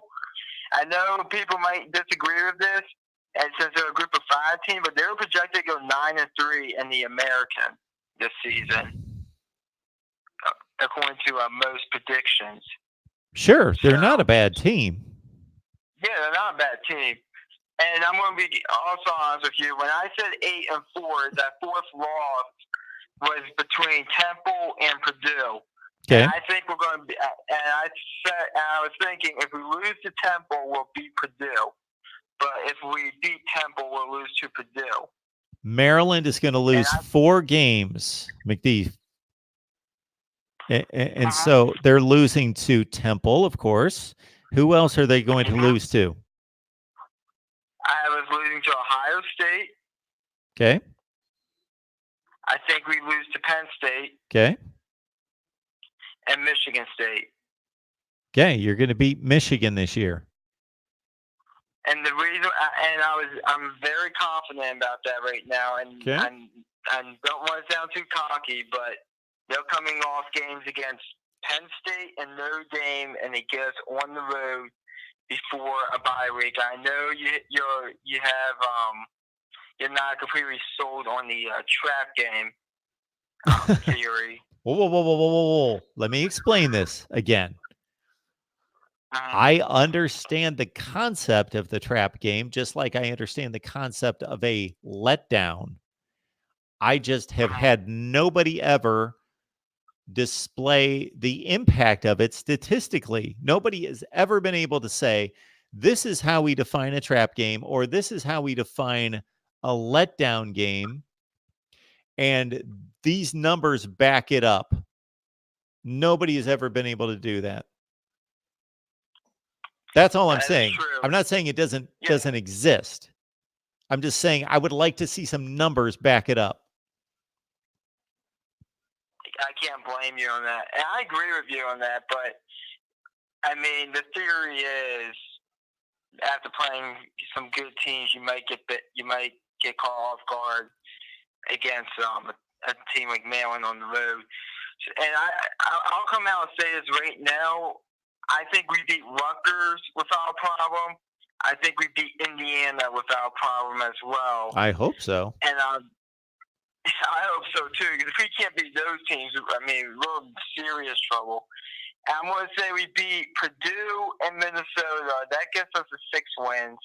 We beat Michigan. That's 7. And that Nebraska game, that's like a toss-up right now for me. I think Nebraska, they won pretty convincingly today against a Northern Illinois team that's probably a top 2 team in the MAC. In my opinion, I mean, personally, I think they kind of just toy around. I think Scott Frost is a bit overrated as a head coach. So, I don't know. We get that game at home late in the season. And I did have us winning that game in the preseason. But now, I think it's a 50-50 game. All right, McD. I think if you would have won that game today against Temple, I would give you more time on here to talk Maryland football. But I can't imagine the 50 people online right now want to hear any more Maryland analysis. I'll talk about other teams if you want me to. Who would you like to talk about? Okay. Felipe Franks, I hope he gets well.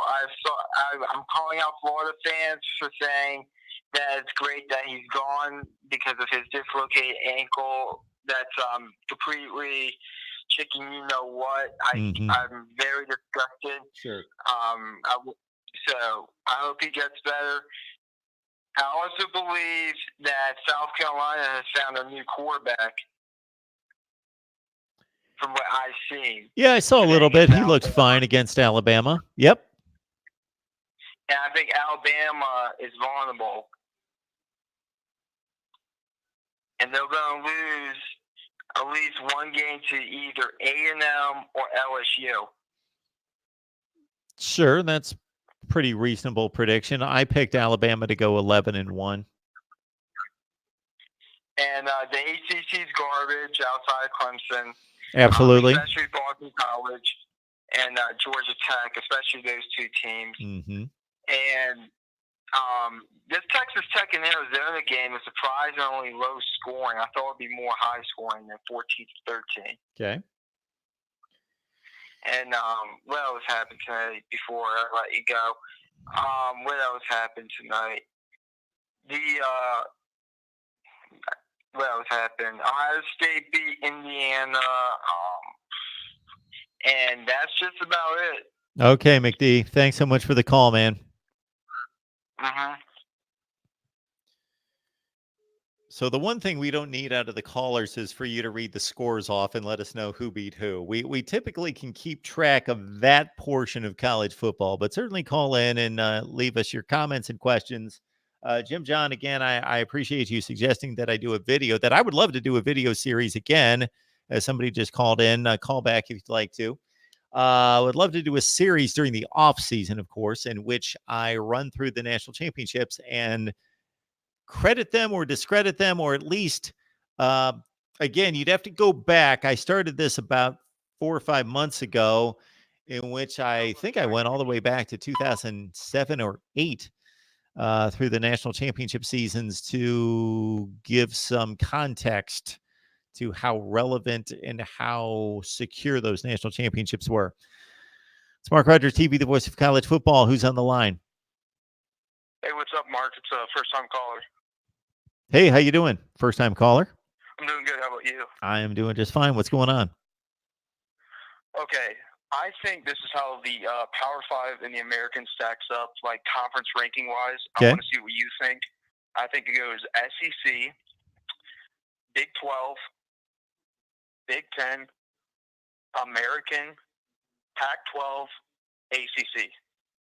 Wow. Okay, you got something to so I expected, as many people do call in and they give their conference rankings, and it's pretty humdrum what you would typically think it to be. So the SEC is the best conference, although I saw a couple people bragging about SEC dominance in the chat. They may want to consider that obviously Tennessee has lost 2 embarrassing games. South Carolina lost to North Carolina. As I scanned through the SEC and counted up non-conference games that matter, and I define those as all Power 5 games against the other 4 conferences, and also games against upper tier group of 5 teams like a Memphis. Ole Miss lost to Memphis, for example. And then if you lose an embarrassing game, of course, that counts against you, where Tennessee loses to Georgia State. And the SEC was like 4-7 against those kind of teams. But I still believe that the SEC is the best conference. Yes.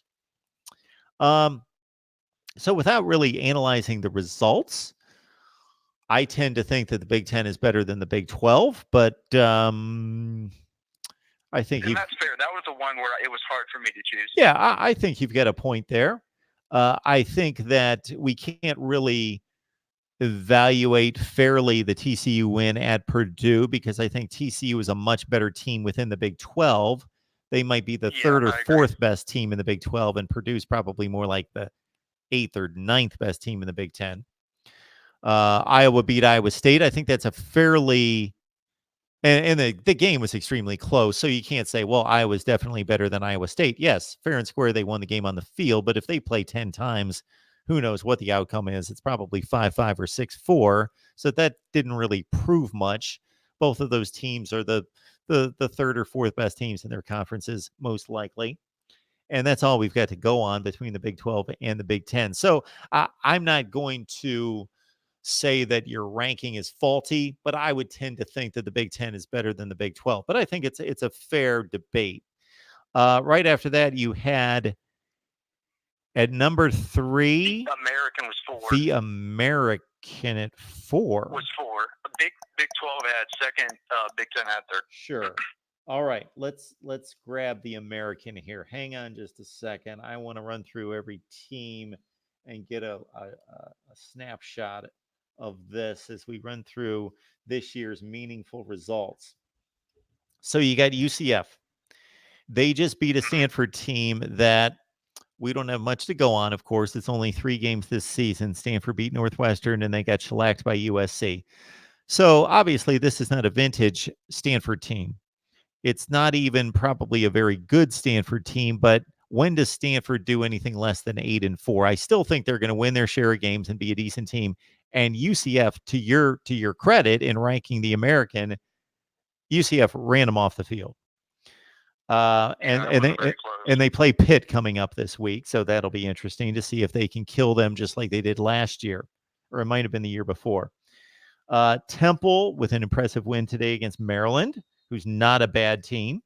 They're not all that they were the first 2 weeks of the season, but Temple won that game at home, close game. Cincinnati, of course, got buried by Ohio State, but Ohio State might be one of the top 3 or 4 teams in the country, so no shame in that. They also beat UCLA in a game in which they performed better than a 10-point win against a bad Pac-12 team. South Florida, of course, got annihilated by Wisconsin. But again, no shame in that. They shouldn't get annihilated, but losing to Wisconsin, no shame in that. UConn's awful. But they did give Illinois a decent game. East Carolina, what did they do today? They were playing Navy today, which, of course, is a conference game. So we can toss that out. Navy, Memphis, of course, beat Ole Miss 15-10. SMU, I don't know that they've done anything outside of the conference, anything substantial. They're 2-0. Tulane played somebody close. They played a pretty good game against Auburn. They only lost by 17 points. That they weren't threatening Auburn or anything, but they didn't get blown away. Tulsa got manhandled to a certain extent by Michigan State and by Oklahoma State, but they didn't get blown out of the building. And of course, Houston played a good game last night against Washington State, one of the better teams in the Pac-12, and they played Oklahoma decently. Interesting. That's an interesting call on your part.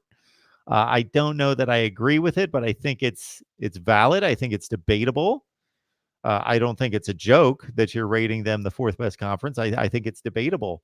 I think they only have a couple really weak teams, and shoot, the Big Ten and the ACC have some really weak teams.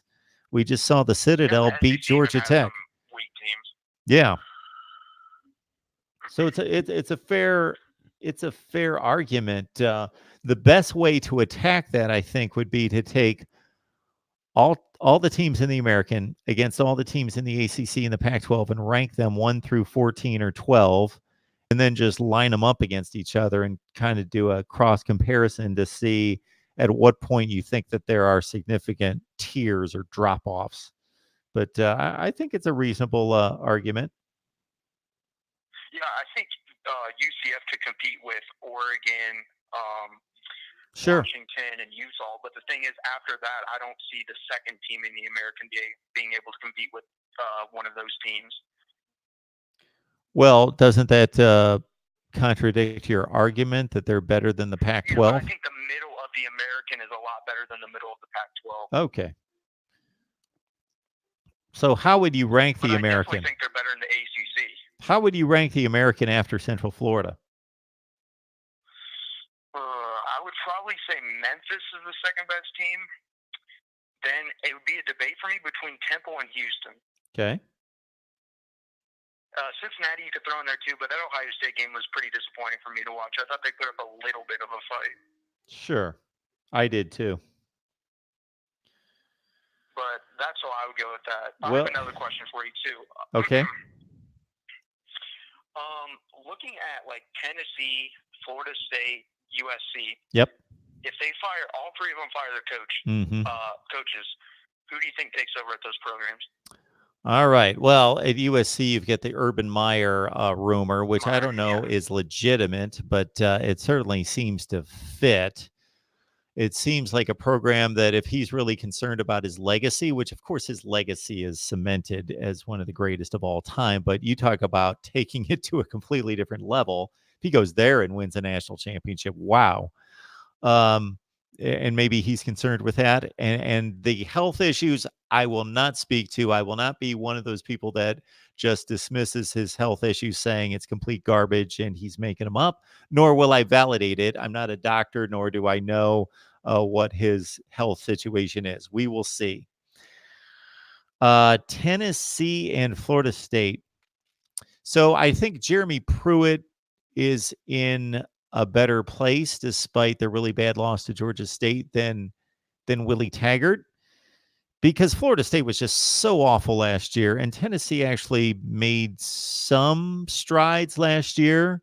They actually played reasonably well at times, where Florida State was just awful from start to finish. I know they had the same record, but Florida State was just continuing just to play uninspired football the entire season and not show up.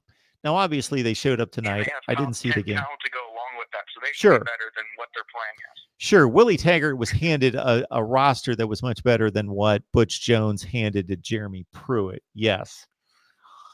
Wow, if you're coming up with guys that could step in, I would ask the live chat that. I'm not coming up with any the next wave of Tom Herman or Lincoln Riley types out there. I had an idea. What about Okay. James Franklin, since he has a connection with Tennessee, not Tennessee, but he coached at Vanderbilt? Do you Okay. think he could possibly take over Tennessee, or is that too much money that he would require? Oh, I think Tennessee would be willing to pay whomever they felt was the guy. They've got 100,000 seats. They play in the SEC. They play in a storied program. For anybody who's been watching college football for longer than 10 or 12 years, they understand what Tennessee's relevance is all time. I would think that they would break the bank to, maybe they would go I don't know their infrastructure and exactly where they stand financially, but I would think that they would be willing to almost go the Texas A&M route to bring in somebody. And James Franklin's not at Jimbo Fisher's level, has not proven that. But if there's somebody of that degree to go get, I would think Tennessee would be all in. What about Florida State? You have any names for that? Florida State. Who has ties to Florida State, or who would be on that level? That's a great question. Florida State fans, do you have anything for us? I'm not coming up with anything in particular.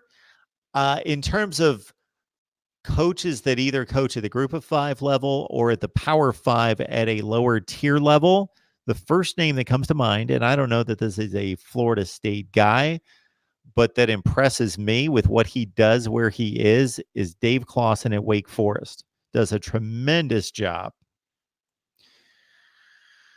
He comes to mind. That wouldn't be too bad. He's been surprising with them so far. I've always thought that Gary Patterson was an excellent coach. I don't know that he's a Florida State guy. That no Power 5, bigger Power 5 team would hire him? I don't know. He plays way over his head and outplays his recruiting ranking. I've always liked Gary Patterson. It'd be nice to get rid of him. Yeah, I have argued I rated him the best coach in the Big 12, and people laughed at me because they automatically said Lincoln Riley. But I'm not going to. He's been there for what, 15 plus years? Sure.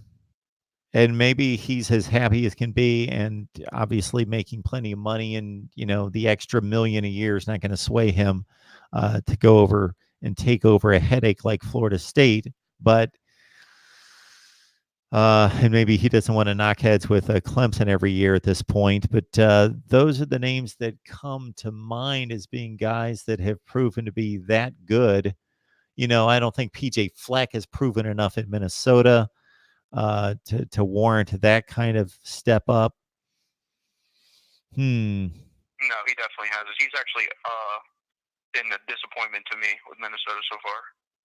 Well, they did have a nice stretch drive last year, and that was only his second season. Let's see what he does in Big Ten play this year. He is undefeated at this point. I know they haven't played well.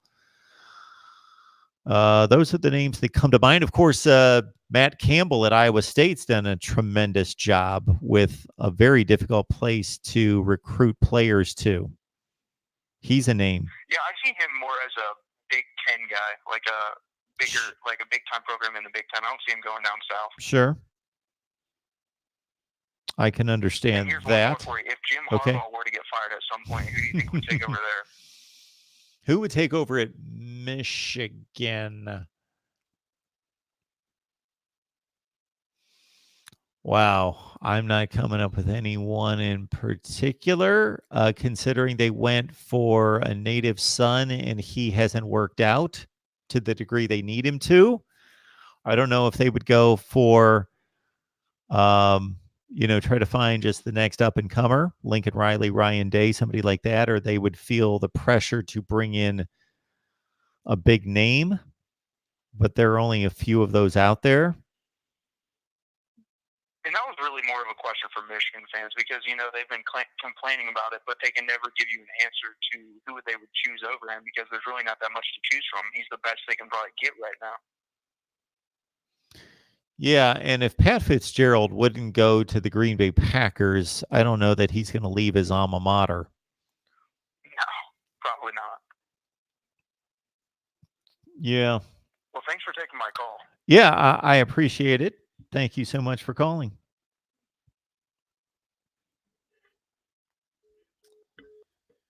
All right, interesting rankings, and I wanted to let him know, but it slipped my mind that I rank all the conferences during the off season. So what I do is I take all the results.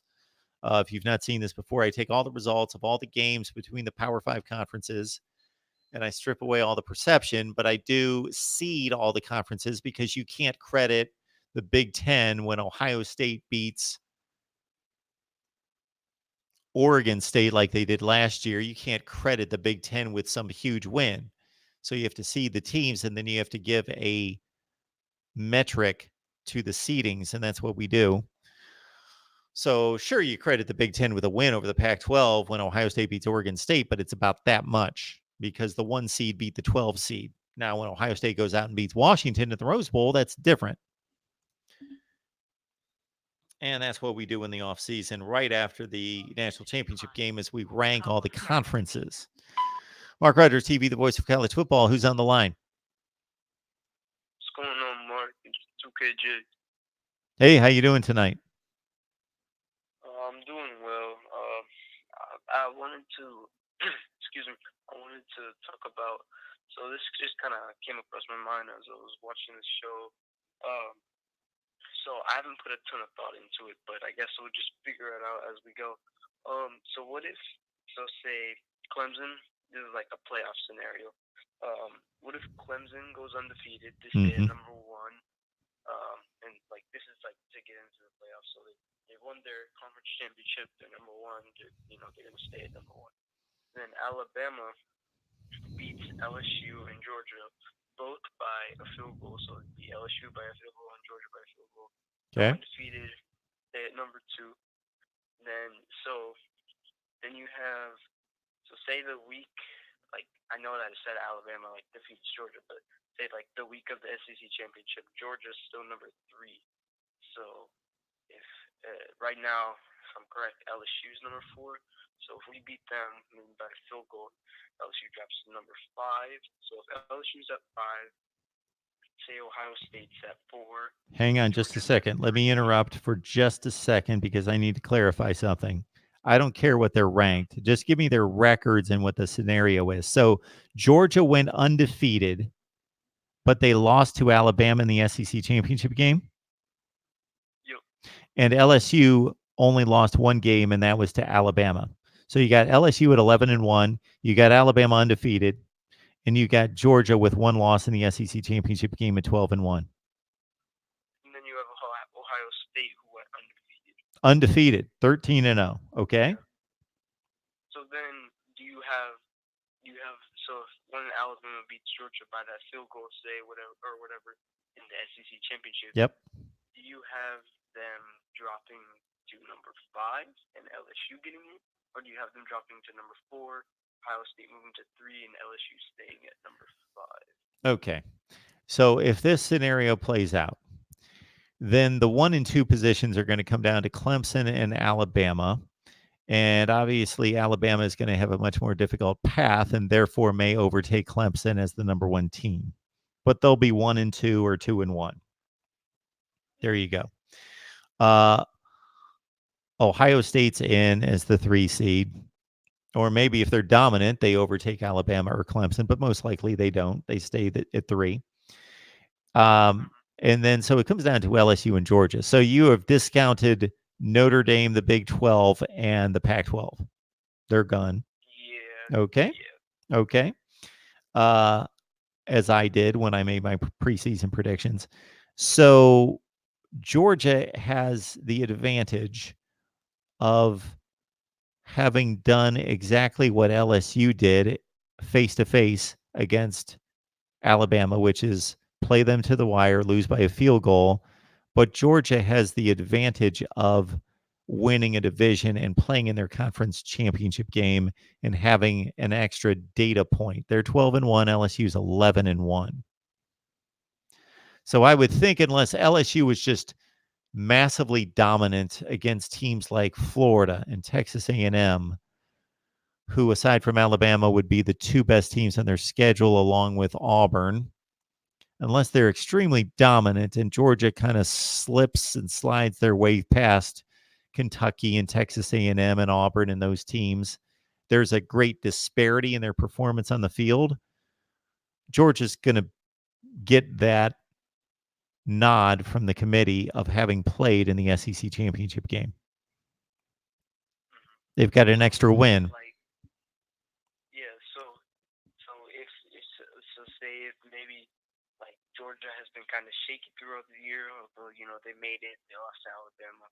You still have them getting in, even if they were like shaky throughout the year, and LSU was like dominant versus every team except for Alabama.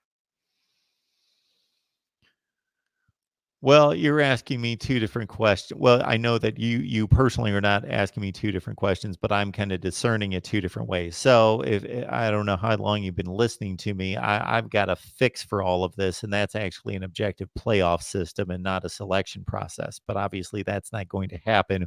We have to deal with this system. And if I'm on the committee and I'm forced to select 4 teams, I choose the team.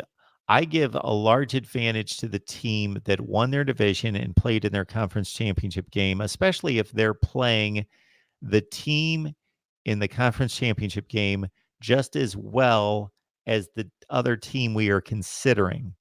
Now, if Georgia goes to the SEC championship game and loses to Alabama 45-10, and LSU played them 31-28 in Tuscaloosa, then that's a whole different matter. But if they're both losing 31-28 games to Alabama and Georgia is 12-1 and LSU is 11-1, I'm going to honor that division championship and the extra game that they played. All right. Well, that's all I really wanted to know. It just crossed my mind. But Okay. I love the show and love what you do. I appreciate it. Thank you so much. Take care. 1:38 Eastern time. I appreciate folks letting me know that they enjoy the show. And even if you disagree with me, and that happens, that's why we're here. We enjoy the debate and the trash talking and the discussion. And I don't expect everyone to agree with everything that I say. But I would think that everyone that enjoys and loves college football and loves the debate and the discussion and the analysis here would like the videos. So we ask you to do that. I do apologize because I've not been able to concentrate on the live chat. I know you guys have a good time talking to yourselves anyway. You don't need me. Let's see if we have anything interesting to take to the screen. Scott Frost overrated? Maybe. I think he's still building a good program at Nebraska.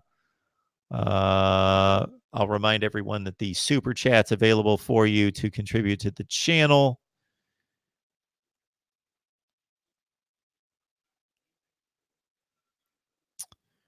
Don't see anything else in there in particular. Don't know that anyone, if you've said anything in the live chat that you want me to specifically address, hopefully I catch it here. BYU versus Washington could be a good one, as could the Boise State game. That comes from Eli. What else do we have? Anything else? All right, we've got 44 on the line. We've been on for almost 2.5 hours. Mark Rogers TV, the voice of college football. I will be releasing my top 25 that actually makes sense. Also, I have promised you a live stream each and every Sunday most of the time as it did last week. It will post, or we will actually be here live at 11 a.m. Eastern time. Tomorrow, I am gunning for noon Eastern time. So for you subscribers, you will see that notification come out noon Eastern time tomorrow to wrap up the college football weekend. Take your calls and join in the live chat, and I will take you all the way up to the NFL kickoffs at 1 o'clock. Got to make my predictions. I was 13-3 against the spread NFL in week 1. Hope to do just as good. All right, so instant analysis. I provided Ohio State, Indiana, and also some other game. I don't even remember. It's been so long ago. But I took notes on a ton of games, and if I'm able to stay up any longer than what it is right now, which is typically pretty early for me, 1:45 in the morning, I will be sending your way more instant analysis on the big games from today. Oh, Michigan State, Arizona State. I had a lot of thoughts about that game and Mark D'Antonio's blunders down the stretch. I respect him as a coach, think he's done as good a job as anybody in college football the last 10 to 12 years, but he made a few mistakes down the stretch against the Sun Devils. All right, so we got Michigan State and Arizona State analysis, Ohio State and Indiana. And again, I watched some of the Alabama-South Carolina game. I caught a ton of Iowa State. I was also locked in on a few other games tonight. TCU, Purdue, and who else was playing tonight that was an interesting game? Certainly not the Clemson game. Should have much to say again about Florida State. I do not have the ACC network, but I know that we've got a lot of Florida State fans that watch us. And I picked Virginia to win the Coastal Division, so I'm a bit interested in how they fare this year. They're now 2-0 in the ACC with wins over Pitt and also against Florida State. Of course, we released our instant analysis on Penn State and Pitt as well. So at some point this week, within the next couple of days, I'm going to check out Florida State and Virginia and provide my thoughts on that game and that performance by the Seminoles and the Virginia Cavaliers. And I know that Miami fans weren't too happy with me, nor did they give me a whole lot of credit for picking Virginia. Thought I was an idiot for selecting the Cavaliers to win the ACC Coastal. We shall see. Would like to remind everyone that we have a newsletter that comes out each and every Monday. What you will find in that newsletter is my take on the college football weekend. You'll also get stats, facts, and trends that I promise you that you will not see anywhere else. Now, that doesn't mean you won't come across a stat or a fact or a trend, 1 or 2 or 3 that you didn't see somewhere else. But as a collection, I do not believe, as I have heard the feedback, that you will find a collection of data that you're going to find with our newsletter, and also a channel update for those people out there that are interested in what we're doing and trying to build a brand here at Mark Rogers TV, the voice of college football, and what we hope to be one day the best brand in college football. That's our goal. Best brand, best delivery, best content, best analysis in college football. We're not there yet, but we strive to do it each and every day. Right here at the Voice of College Football, Mark Rogers TV. We appreciate your contributions. Please like the videos, comment, subscribe, share the videos out there on social media, and we will see you back here at noon Eastern time tomorrow. I'll have my top 25 that actually makes sense later in the day. If there's anything that you posted in the live chat that's a comment or a question that you would like me to see, I probably missed it in the live chat because there's a zillion comments going by. I'm taking calls. I'm talking to guests as well. So leave that in the comment section of any video. And remember, for those of you who want to support the channel and also get my weekly predictions as well as other content, you can grab the link in the description section below. It's not going to be there right now, but it's in every video, excluding this one because it's a live stream, but I'll have it posted up there pretty soon. Go to the description section, grab the link next to where it says Voice of College Football Community. It's the very first link at the top of the description section. Grab that link. You get my weekly predictions. Just subscribe right there. And also, you can go to Bet Now betnow.eu. Even on a day where I was blasted by bad beats, Alabama gives up a touchdown with 11 seconds left, and Kentucky gave up that ridiculous 75-yard touchdown run that killed me with 40 seconds left and lost by 8. Even with those ridiculous bad beats, I still made the predictions. I don't have the record in front of me right now, but I came into the day at 32-21 against the spread, and that's picking all the top 25 games. I can certainly point you to the games that will do much better than 32-21, but that's certainly well good enough to make money. So you get all my weekly predictions at the Voice of College Football community. Just grab the link there. And you get the newsletter, the Voice of College Football newsletter, by sending your email to mine. Just send your email address to mine at MarkRogersTV at Gmail. MarkRogersTV at Gmail. Send me your email address. I promise, and people can verify this, I will not clutter up your inbox with a bunch of garbage. You will get one email per week. It's my Voice of College Football community newsletter. Stats, facts, and trends you won't find anywhere else. A channel update, my take on the college football weekend, and a programming update right there at the Voice of College Football. So see everyone very soon, meaning noon tomorrow. We're only 11 hours away from that. Make it 10 hours away from noon Eastern time tomorrow to talk more college football, featuring your calls here at the Voice of College Football. See you then. And thank you. Without you, this ceases to exist. So if you go away, this goes away. So thank you for the support.